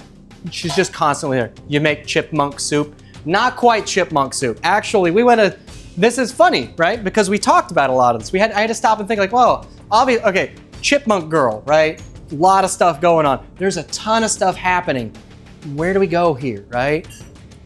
So we took a slightly different route. By the way, you guys do a bread clip. Every bread clip makes me put a bread clip on my jacket. Every single one. Clip it. No, I don't want to hear it. So what we're gonna do, we have Chilean sea bass. Now I know you guys are thinking like, chipmunk girl, it's Chilean sea bass. Those kind of like, they seem a little weird together, right? Like, I don't know, right? And she definitely doesn't sound Chilean to me. And she doesn't really sound like a fish much either. Right? There's chili bass, warm it up. By the way, this shit is expensive. Chilean sea bass right now is just like absurdly expensive. It's kind of hilarious, But no, what we have here, chat, what we have here is we've got mixed nuts. I have here a nice nut, a nice mixed nut topping. We have a mix of almonds, pecans, and pine nuts. This has been, it was lightly toasted in oil, salt, and pepper, and thrown in the food processor until it was almost to the point of becoming like a mixed nut butter. Nut butter. You're gonna love my nuts. Can I get some nuts in chat? Chat. You guys know what I mean. You guys know. So what we're gonna do, this stream is nuts. I need some redeems. Give me some damn redeems, Bella. You guys, that one's still there. Love my nuts. That's right, you're gonna love my nuts. So what we got here? So we got Chilean sea bass. We're going to make a nut-crusted Chilean sea bass with cauliflower rice. A nice, also, cauliflower rice. It's a little dried out now, but we took cauliflower, chopped it up into pieces, threw that in the food processor, and we blitzed it in the food processor until it became very close to a rice-like consistency. Which is honestly, like, you'd be shocked at just how versatile cauliflower is for a dish. It is incredible how versatile cauliflower is for culinary purposes. You can do cauliflower steaks. You can take those, like cut them nice and thick, and you can seal those up in a vacuum seal bag with like oil and garlic and herbs, salt, pepper, really infuse that flavor in there. And socially accepted tofu, yes, it is, but it's socially accepted tofu with far less protein. You can also cook it to a very soft consistency, and you can mash it up like mashed potatoes. And it's a very good substitute for a lot of things, and it removes a lot of starch and carbs and other stuff from that. So if you need like a very good low carb substitute for a lot of stuff, it's very good. And with that cauliflower rice, we're gonna do a nice mix of mirepoix, fresh herbs, and a little bit of stuff. So what we're gonna do first, we're gonna make sure all of our pans are on heat. So we're gonna get that on. So we're gonna get our pans on a low heat. We're gonna get our pans on a low heat to start. We're gonna put our broiler on there. And we got a little of everything, right? So we've got some mixed herbs. We got some more lemon squeezies. Everyone loves our lemon squeezy. It's easy peasy, boys, let me tell you. So we got all of our goodies here. So the first thing that we gotta do before we really do anything else, we gotta take our sea bass and we gotta get our seasonings rolling. Now this one is a bit more of this one is kind of similar in how hands-on everything is compared to the Bricken, but in a much different way, right? So first thing we gotta do really, we gotta get a good seasoning coat on our sea bass. What we did, we cut these into this is about 1 pound of sea bass. And it came in two fillets each, and we cut those fillets in half. So we got about 4 ounce portions. So what we're gonna do is we're gonna take these portions, we're gonna make sure that we get our good seasoning on them. We dried these off as well. You wanna get off a lot of that extra moisture. You wanna keep them cold because you absolutely under no circumstances wanna let your fish get too warm. Let's set this on this side, over here. All right, and oh, what is that? Nice car. Oh shit! Hello, hold on. Chatters launched a hype train. Thanks, you zapped fools, don't make me shock you next. I'm sorry. What happened? Hold on, hold up. Oh, what's going on? Gift subs. Bliss. 13 viewers, 13 gift sub. Insidious, you spoil me. Hey Insidious_Bliss. Thank you. Imp's burning it. Thank you so much, Bliss. Let's see. Dojan32, Fiera, Wax Spade, Sklimbo, Desmond, Woolly Rhino, Flamewheel, Gway, Izzy, Willow, D Shadow Tails, Tori, and Bella. Yes, yeah. Face reveal. My bad. My bad. I did not mean to face reveal. I'm sorry, boss. So one thing. Okay, I could actually just do this. All right, so next, what we're gonna do, right? It's okay, it didn't break the stream. Oh no, it broke the stream. All right, try again. Try again. We just need a little bit. We just need a little bit. You said everything in the water is clean, everything out.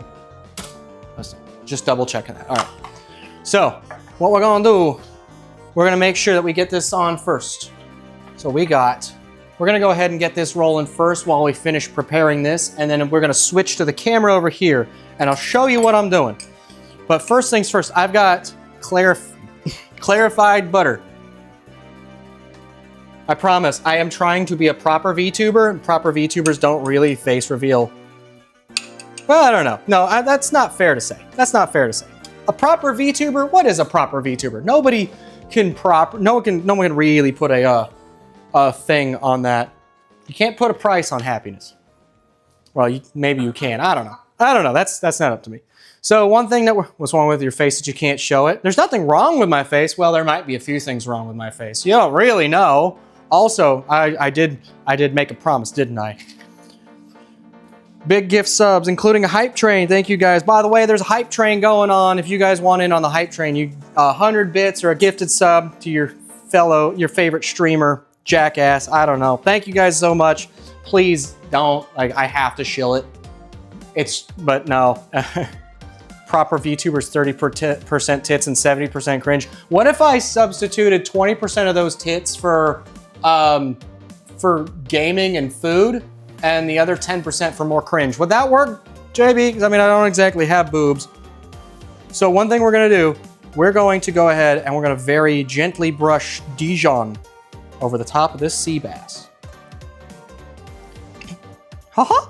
It's a special tool that'll help us later. Hey Dark Red Dove. No Dark zaps. Red! What's up, Dark Red Dove? Looking awesome in here in the kitchen. Yeah! Plinkett Star... Wait. What's wrong with your face? My brain goes to the Plinkett Star Wars reviews. Okay. But yeah, you just want a very, very light brush of Dijon or mustard or like a clarified butter, some kind of a binding agent to put over the top of this. Just to have that on the side, right? So that's all that you do. And thank you again, Insidious Bliss. We really appreciate you. So we want like a medium on that. And we're gonna get this on kind of like a medium high for this. So let's go ahead and swap over to our, stovetop. Fish is easy to overpower seasoning. Yeah, no, well, it's less about the seasoning and more about the binding agent. So you can't be cringe, you like Dark Legacy, that's too based. I mean, I could definitely be cringe. I also like Sonic Spinball, Desmond, come on. So actually no, first things first. First things first, what we're gonna do, we're gonna take our mirepoix mix. We're gonna take our mirepoix mix. We're gonna go right in. And we want this.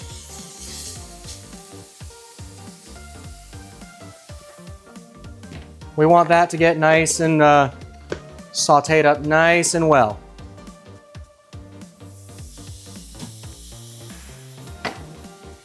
We want this to get it sauteed up nice and well. We're even gonna turn the heat up on that for just a second. And while that's happening, we're gonna take one of our best looking pieces of fish and we're gonna put it presentation side, we're gonna put it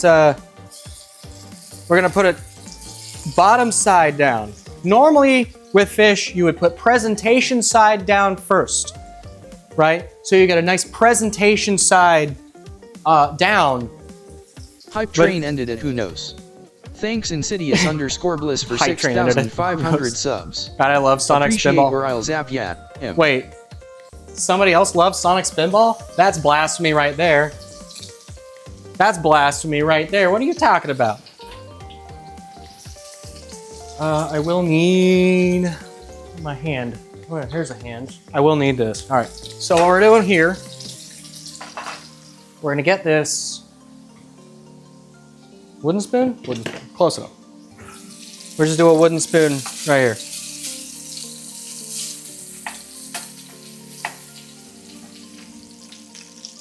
So what we're gonna do, we're just basically making sure that's, yeah, that's fine right there. All right, so what we're gonna do is we're basically just making sure that's nice and locked in while that's going, and we're just gonna use our hands to pat it on. We're gonna make a nice thin layer of nut crust.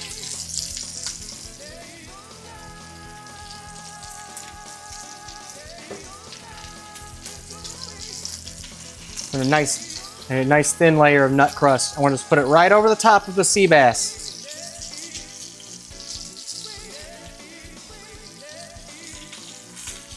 And while that's going, we've got our veggies going. This should actually be very close already.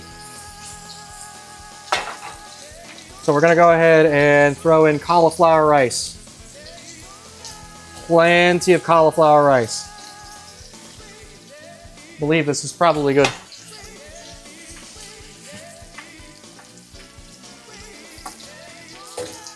And we're basically making a nice cauliflower rice pilaf dish. Let that get nice and hot. If I have to, I can add a little bit more oil, a little bit more butter. Fish is sensitive to being overcooked. Yeah, don't worry. I'm watching it too. Trust me, I'm a little paranoid about it. In the meantime, we also have a nice...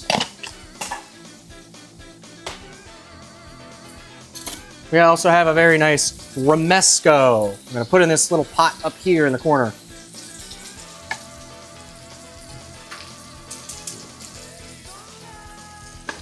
I'm gonna throw that up there. That is the real secret tool. Okay.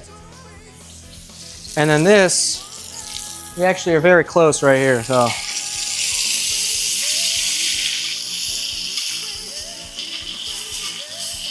So there we go. That's actually got a nice crust. That's very nice right there, actually. So we're just gonna throw that there right in the broiler. We got this romesco going. Just get that going.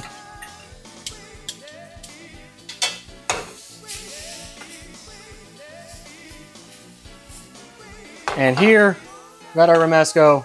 You got to be careful. JB is absolutely right. You want to make sure you're not, like, I am terrified. I'm hoping that this is just going to work out and the timing is going to be good. We got to keep our eyes on it. And those nuts can really go from good, from underdone to good to burnt in a fraction of a second. So in the meantime, we're just going to do this. We're going to let this go. We got a nice fresh cauliflower rice going, romesco. And if you guys who do not know, romesco is a Spanish sauce. Romesco is a Spanish sauce. It is a mix of roasted red peppers, roasted tomatoes, roasted garlic, toasted almonds, optionally sometimes hazelnuts. There are no hazelnuts in this one. It's just a lot of tomatoes, roasted bell peppers, garlic, almonds, and you throw in a little bit of red wine or like red wine vinegar or a sherry vinegar and like pepper, fresh herbs. There's like a bunch of parsley in this. And we're just getting this nice and hot. We just even turn this down a little bit. Oh, it fell on its side. Okay. When you're gonna implement smell-o-vision to your streams? As soon as someone develops smell-o-vision, I'll be down to do that. Okay, so let's it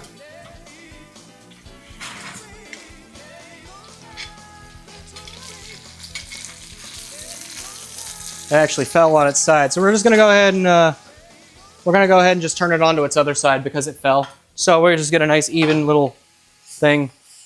But we're not done with this. You know what else this needs? You know what else this needs? Just need a little bit more nuts. So we take because like I said, you're gonna love my nuts. Willow knows exactly what I mean. Willow has way too many nuts to share with anybody, but we love it. That's why we tune in to watch her. I swear, like it's great. Honestly, like developing this dish was super fun. Trying to capture like, well, what am I gonna do? Oh, it's nuts. It's great. It's honestly like a very solid dish. Whoops, a little bit there. Okay, so let's go ahead and take a look at this. We do need a little bit more heat on that, so let's get that rolling. All right. Now we got here a nice nutty cauliflower rice pilaf, a nut-crusted Chilean sea bass, and a romesco. And we're gonna finish this. We're gonna finish this with some fresh herb. And guess what? A little bit of easy peasy lemon squeezy.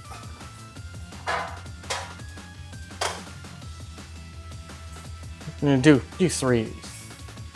All right, we're gonna do 3 of them. All right, and then that should be good here. That romesco's nice and bubbly. A little bit more fresh herb there. Okay, now let's go ahead and sneak a peek at our sea bass.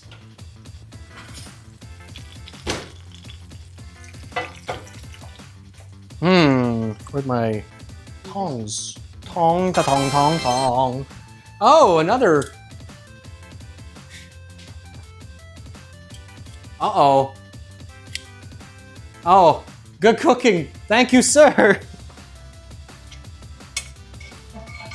Hey, don't burn Imp's cooking. Don't. Sorry, Death Cube. You'd think a GameCube of all things would be able to read Japanese. Welcome in so much. Thank you for the compliments. So Welcome. Thanks for following Imp's Chaos stream. Stick around, or the cube might zap you for laughs. High voltage. we really appreciate the follows. We appreciate everything. We got a lot happening here today. We're on dish number 4 out of 5. So we're gonna take a look. Thank you though for popping in. I'm very sorry. As much of a weeb as I am not quite up on my Japanese like I wanted to be. So let's take a look. Should be very close. Nope, no, actually not that close. We're a little cold. We're a little cold. It's very delicious. Yeah, thank you very much. Son of a...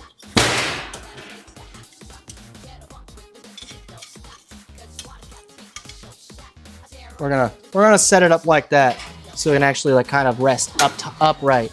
And we're gonna let that sit. It's about 80 to 90 degrees. Okay. And yeah, thank you. Welcome to the stream. Thank you so much. We're gonna go ahead and taste test this though. So. Yep, that's perfect. That's absolutely perfect. Give that a try. Give that a try. That's a surprisingly good flavor. Yeah. So that is a cauliflower rice pilaf with a mix of almonds, pine nuts, and pecans that have been toasted and food processed. Then we got a nice nutty, zesty romesco. That's gonna go very well. We're just waiting on the fish to finish and then we're good to go.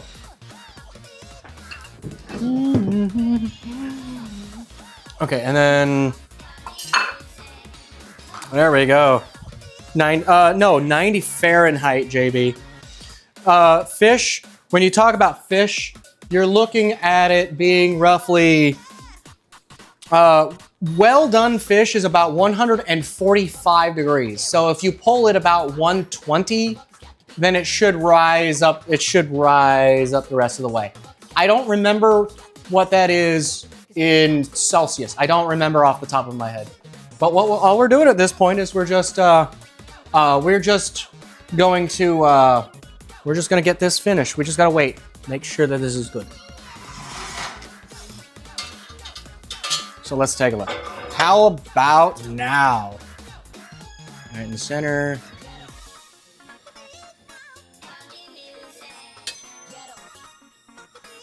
Are we there? 120. Yeah, that's perfect. That's probably about a medium. That's probably about a medium on the fish. So now, let me get my trowel. Thank you. All right. So let's go ahead and move the camera back over to the main camera. So what we're gonna do now, I'm gonna take everything, I'm gonna move it on over. And we're moving on up. Jinx. Jinx, you owe me a rosé. Oh wait, no, I have the rosé. Okay, alrighty. So now we're gonna do this one at a time. Okay, so we got a nice nutty, zesty, tangy romesco. We're gonna go a little more. We need a nice little swish.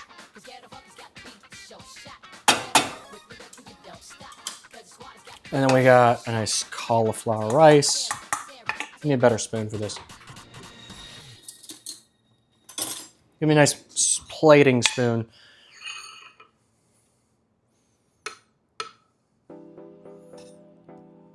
There. There we go. And now, finally, piece de résistance. This has got a nice... There. This has got a very nice hard sear on the bottom. So what we're just gonna do is gonna lay that kind of a little bit like that. And you've got a nice Chilean sea bass. And I need me a little bit of chive. A little bit of chive, and let me grab our glass for the next pair. So, still looks thick to me. We did cut it a little. There. Okay, here we go. We have here Chilean sea bass, nut-crusted Chilean sea bass with a nutty rice pilaf and romesco. Now, what kind of a pairing would we do with this, right? I was talking with my guy, my dealer, my buddy, right? I was talking with him, and we talked heavily about, what kind of drink would we do? I know you guys saw it, but where's my? There they are. Show the fish nuts. Show the fish nuts. So, what kind of a thing would we get? We had a couple of options, and the first option that we looked at, we were like, okay, we got a nice fresh. Albarino, like a nice Spanish white. And honestly, like I was thinking about it too, because I have, where is it? Oh, it's back here. That's why. Normally, like with this, you would go with something like a Spanish Albarino, right? So you go with a Spanish Albarino, like a Martin Kodak's, and you say, oh, it's very nice. It's a nice fresh white wine. It's a Spanish white wine. It's an import. And you think about that and you're like, oh, all right, so it's got good like flavors that go well with it. It's briny, which goes very well with fish and stuff like that. And then you stop and you're like, oh, well, they're out of stock. Someone forgot to order the Albarino, so we don't get it. And then my boy was just like, wait a minute. This one might be a little bit weird. I'm not sure if it'll go with it. How do you feel about a rosé? I'm like, you tell me how I feel about a rosé. Well, it's not the kind of pairing you say like, oh, well, you know, maybe you cook with a little bit of white wine, you deglaze the pan with it, and then you drink it. This one is different because it's the kind of pairing that's a bit more of a palate cleanser. It's chaotic and clashes in that way that you stop and you think, oh, that's very interesting. That's very nice. It's that kind of like organized chaos that you really like to go with it, because they complement each other by clashing harmoniously. And I know that doesn't make sense for some people, but just go with me on this, because, and this one is very special because this brand, this particular rosé, is actually the very first rosé. This rosé is the very first wine that was legally classified as a rosé when rosé was first being allowed to be a thing. So this has got a very interesting story, and it's the same exact recipe that they used back when they were first developing it. So it's a very interesting thing. And I am actually very curious about it myself because I have not actually gotten to try this. So we're gonna go ahead and pop into this.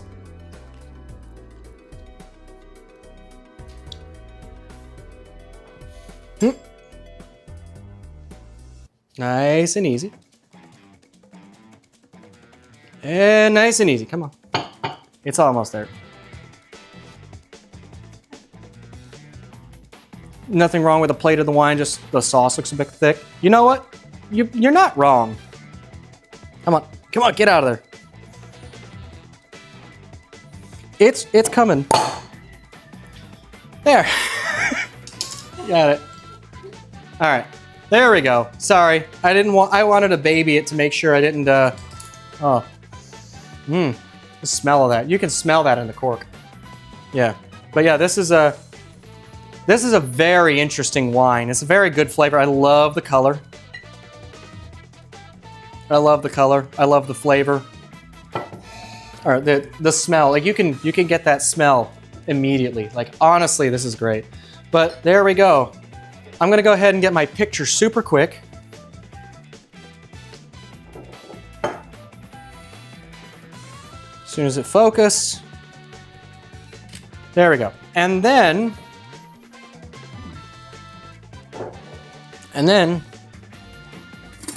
let's dig in. Food. Never been a wine gal, more into whiskeys. Hey, that's fine, girl. Like me, I'm a bourbon dude.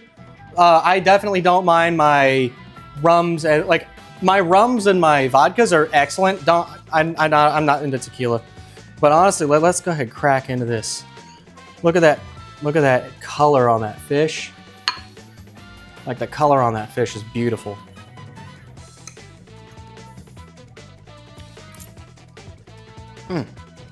That's good. That's fantastic. I love that. The everything combined, you get a little of everything on the bite. And it's amazing. Like that fish is flaky. Yeah, I love that. The bottom has a real nice sear. The meat of the fish is absolutely phenomenal. Like I love that.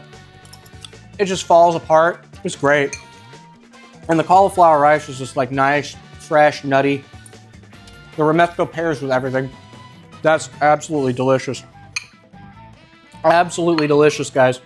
I highly recommend this. Something like this. Like, unfortunately, the problem is a really good quality sea bass, like Chilean sea bass.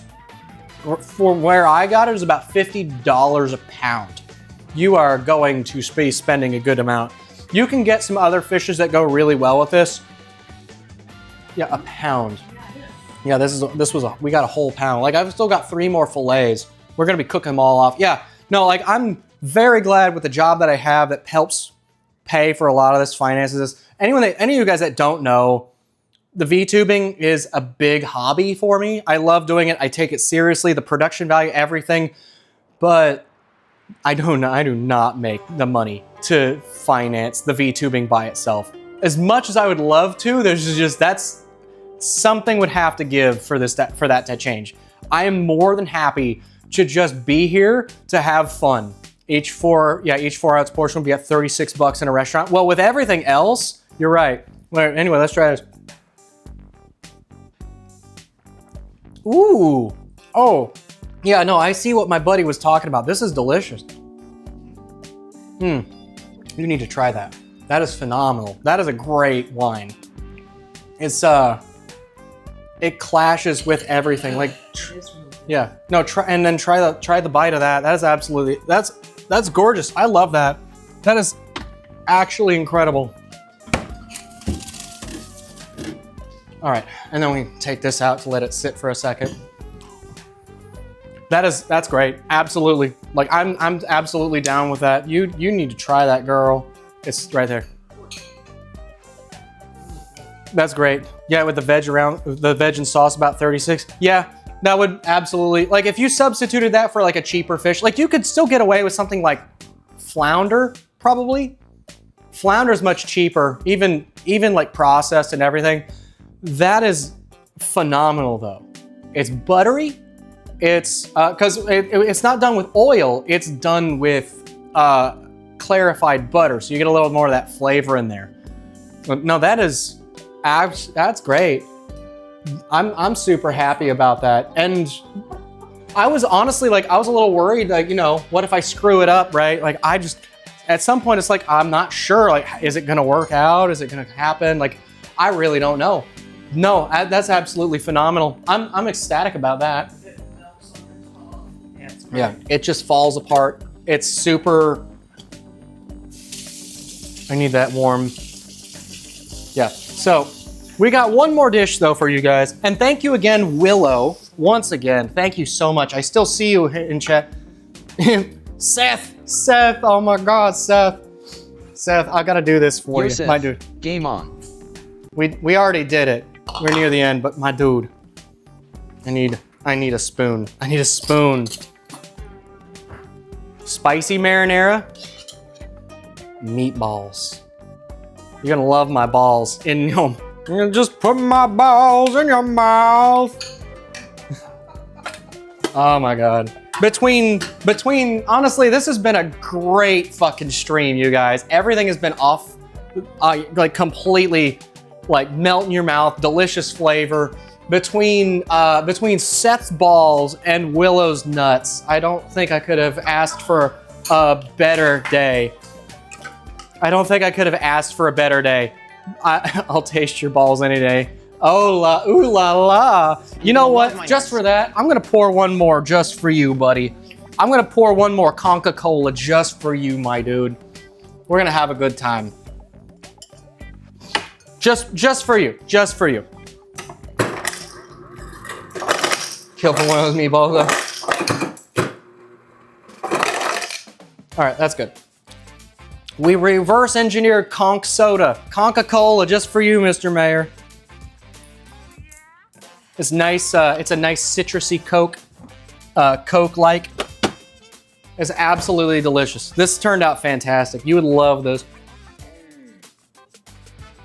Okay, but we're absolutely having a great time. But in the meantime, we got just Coke-like is my favorite soda genre. Coke-like. Shout out to Coke-like. It's got to be one of my favorite genders. Alrighty. Oh, okay. All right. Well, that being said, ladies and gentlemen, sadly we're coming to a close real soon. But we are saving what potentially might be the best for last. I don't know. It's been stiff competition, but we got some good stuff. Let me set this aside over here. I want to make sure. I brought this out a little bit late, but I'm gonna set this right here just for now. Just for now. So, when I reached out to our final creator here, right? Our final creator. I've known her for some time. I knew her before she really started making it big. She didn't even have the same she didn't really have the same model she had before. Like she was using a legally distinct model, which is fine. Like we all get our start somewhere, right? Like at one point I was even using a face cam for a little bit. In fact, my first streams were literally no overlays, no memes, no redeems, just nothing but a box of gameplay and my dumbass voice. And frankly, my first starting streams were so fun, but I would not give away what I have now for the world. You guys are fantastic. Some of the best audience I've ever had. Cheers to you guys. But you're making other people's recipes? No, I'm making my own recipes based on other people. So, in fact, Mr. Seth the Dragon in chat, this guy right here, the meatball sub is based on him. And boy, I've got to make sure that I share that with him later. Cheers to you too, buddy, the casual bread clip. No, Love the meatball. I loved Seth's balls in my mouth. That's right. We made sure to make him a little extra small just to make him feel bigger. we had a good time, Seth. It was a great time. But no, I reached out to our final creator here. You know, I've known her for a while, and she was absolutely ecstatic about doing this. She was like, "Oh, that sounds great." And she reached, and I told her, like, I've got some fun ideas. And then she stopped and she said, if you do it, I only have one request. Peppermint. And I'm like, all right, done. All right, done. We'll make it work. So, ladies and gentlemen, little dweeby. Let me bring this out. And our final contender here, ladies and gentlemen, everybody's favorite bunny Nuna. She's an all-around wonderful person and a lance main. Be careful or she'll poke you to death. Little dweeby. Alrighty. Yeah, I know I'm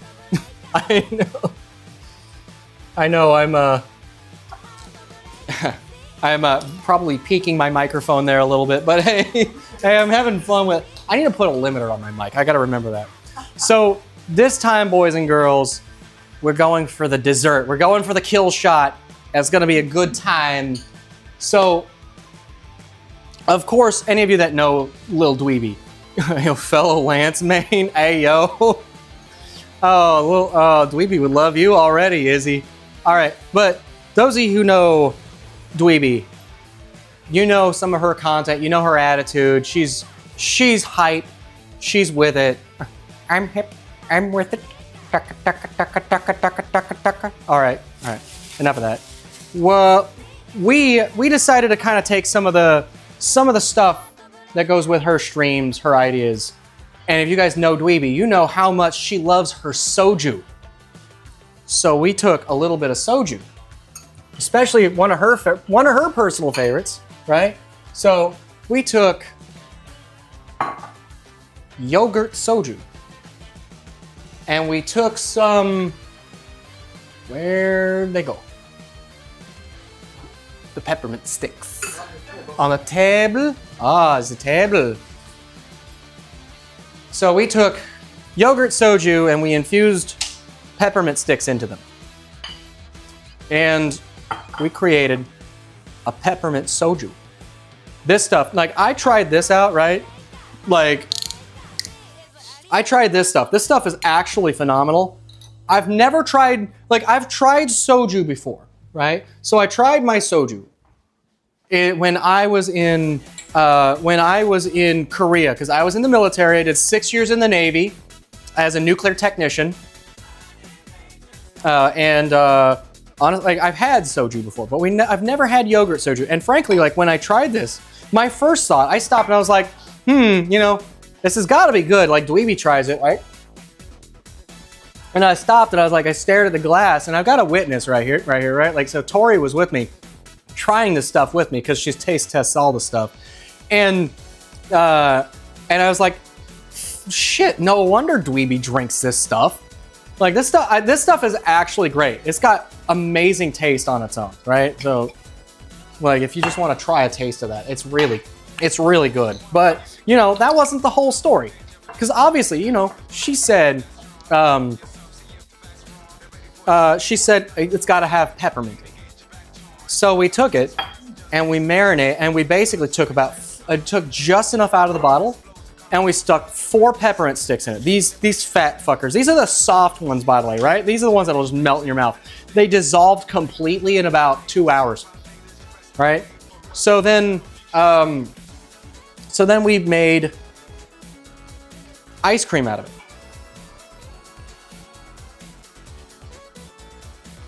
It's a little bit more stiff than I'd like, but that's what we did.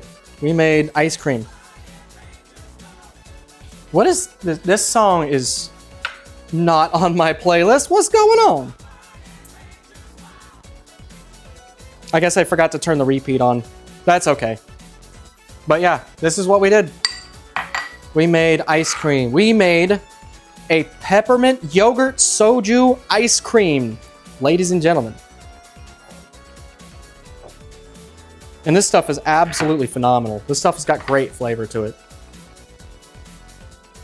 Oh, that's why. I need to always dip your stick before you go in for another bite. That one was a little bit sussy. I'm sorry, chat. That was a little bit too sussy, even for me. Yeah, so what we have here is we have a wonderful, bright and fresh yogurt, peppermint yogurt soju ice cream with peppermint chips and chocolate chunks. And it's actually surprisingly easy to make. You don't even need your handy dandy stand mixer to make it happen. No, get it out of here. No. Get it out of here. You don't need it. Get it out of here. Throw it on the ground. Looks and sounds amazing. No, really, like if you wanted to make this, it would be 2 cups of cream. You just put 2 cups of cream in a bowl, and you can either use, you can hand whisk it like I did. You give yourself, give your arm as much of a workout as it did like 2 nights ago. Or you just use a hand mixer and just with a whisk setting, and you just whisk it until it reaches stiff peaks. You want it to feel stiff but still look a little bit moist. Like it's gonna keep its shape. It's not gonna start falling over. And then you'll take that cream, that whipped cream, and you'll carefully fold in a mix of 2 cups of yogurt, about a half a cup of soju, and about a half a cup of condensed milk, sweetened condensed milk. And then you just add in vanilla, and you can just keep whipping it until it's stiff. And then you just fold in all of your toppings and ingredients, and there you go. And and what do we have left? We just have a little bit of dark chocolate.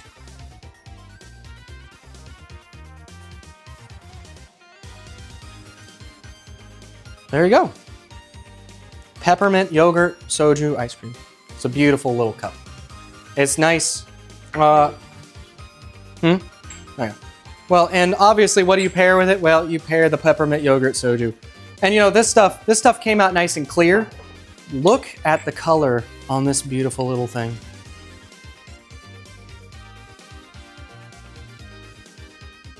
Look at the color on that. It's gorgeous. It's beautiful. It's super fucking pink. And you know what? You guys who know Dweeby, right? Like, look at the color on that. It's absolutely beautiful. It is a gorgeous little thing. So we're gonna go ahead and get our final picture of the day. We're gonna take our bite of the soju ice cream, and then unfortunately, ladies and gentlemen, I'm gonna find you somebody to raid off to. There.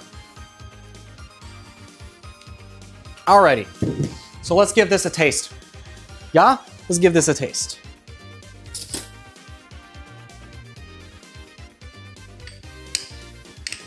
Now this has got little, like I said, this has got little dark chocolate chips, and so I took dark chocolate, I took a block of dark chocolate and I just chopped it with a knife.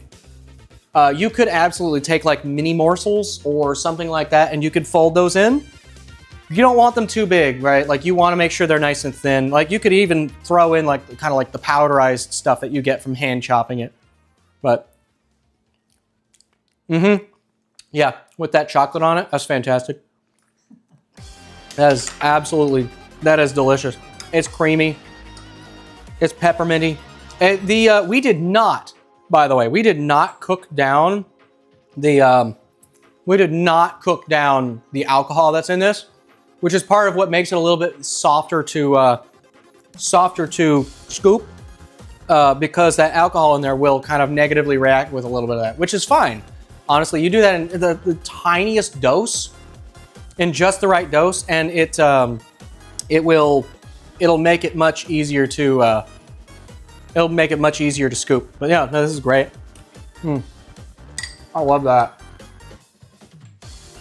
And then, cheers. There you go. And then, yeah, you got that yogurt flavor in there. That yogurt flavor with the peppermint. The peppermint could have gone a little stronger. That peppermint flavor. That's a beautiful color and a fantastic, a beautiful color and just like an overall fantastic experience. I love that. Like honestly, and that's easy. That's easy. It's literally. Oh, I forgot. I added a little touch of vanilla in there too, like a little of that vanilla paste, that really nice quality vanilla paste that I have. Where are you at? Here. Yeah. When I use vanilla, I use this stuff. This stuff is expensive as fuck too. Like this stuff, like the Madagascar vanilla bean paste. This stuff is great. It's fantastic, but boy is it expensive. That one bottle costs like $16 now. You use it sparingly. You absolutely use it sparingly. Discord food channel. An ice cream scoop. Aluminum with a liquid in the handle for absorbing heat. Oh, that's cool. Buy one is $5. $5.77 and free shipping with Walmart Plus. I mean, all right, I'll take a look. I'll take a look. Thank you, JB. But thank you guys so much. Everything here has been a blast. We've had a ton of fun. Unfortunately, we gotta go. I got some cleanup to do. This sink is getting full. And I got all the stuff behind me that I still gotta finish eating. But we have got to get rolling. So thank you guys so much. Let's go find somebody to raid out to. You guys are awesome. You guys are wonderful. Thanks again to everybody that agreed to this. Thanks to everyone. Swash, Seth the Dragon, Sklimbo, Willow, and Dweeby. All of you are fantastic people. Go check them out, please. You go give them a follow. Go check out their content. They're wonderful people to hang out with. In the meantime, let's go take a look and see who we can raid out to. Who's around?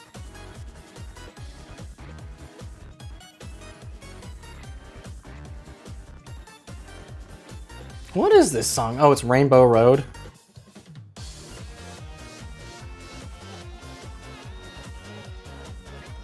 Oh, there's a few people. There's a few people I could hang out with.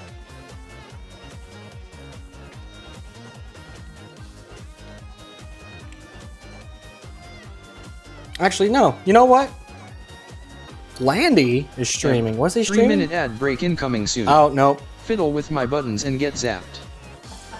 We're gonna go raid Landy. Landy is one of the original architects of Sammy, who's actually what makes this whole shit show run. So thank you guys so much. We're gonna go ahead and get out of here before the ad break starts. I hope you guys have a good meal, have a good night. If I get cleaned up soon enough, I might do a little bit of a late night stream, but that's not a promise. You just keep on the Discord, keep your ears open, and we'll see. You guys have a great night. Goodbye.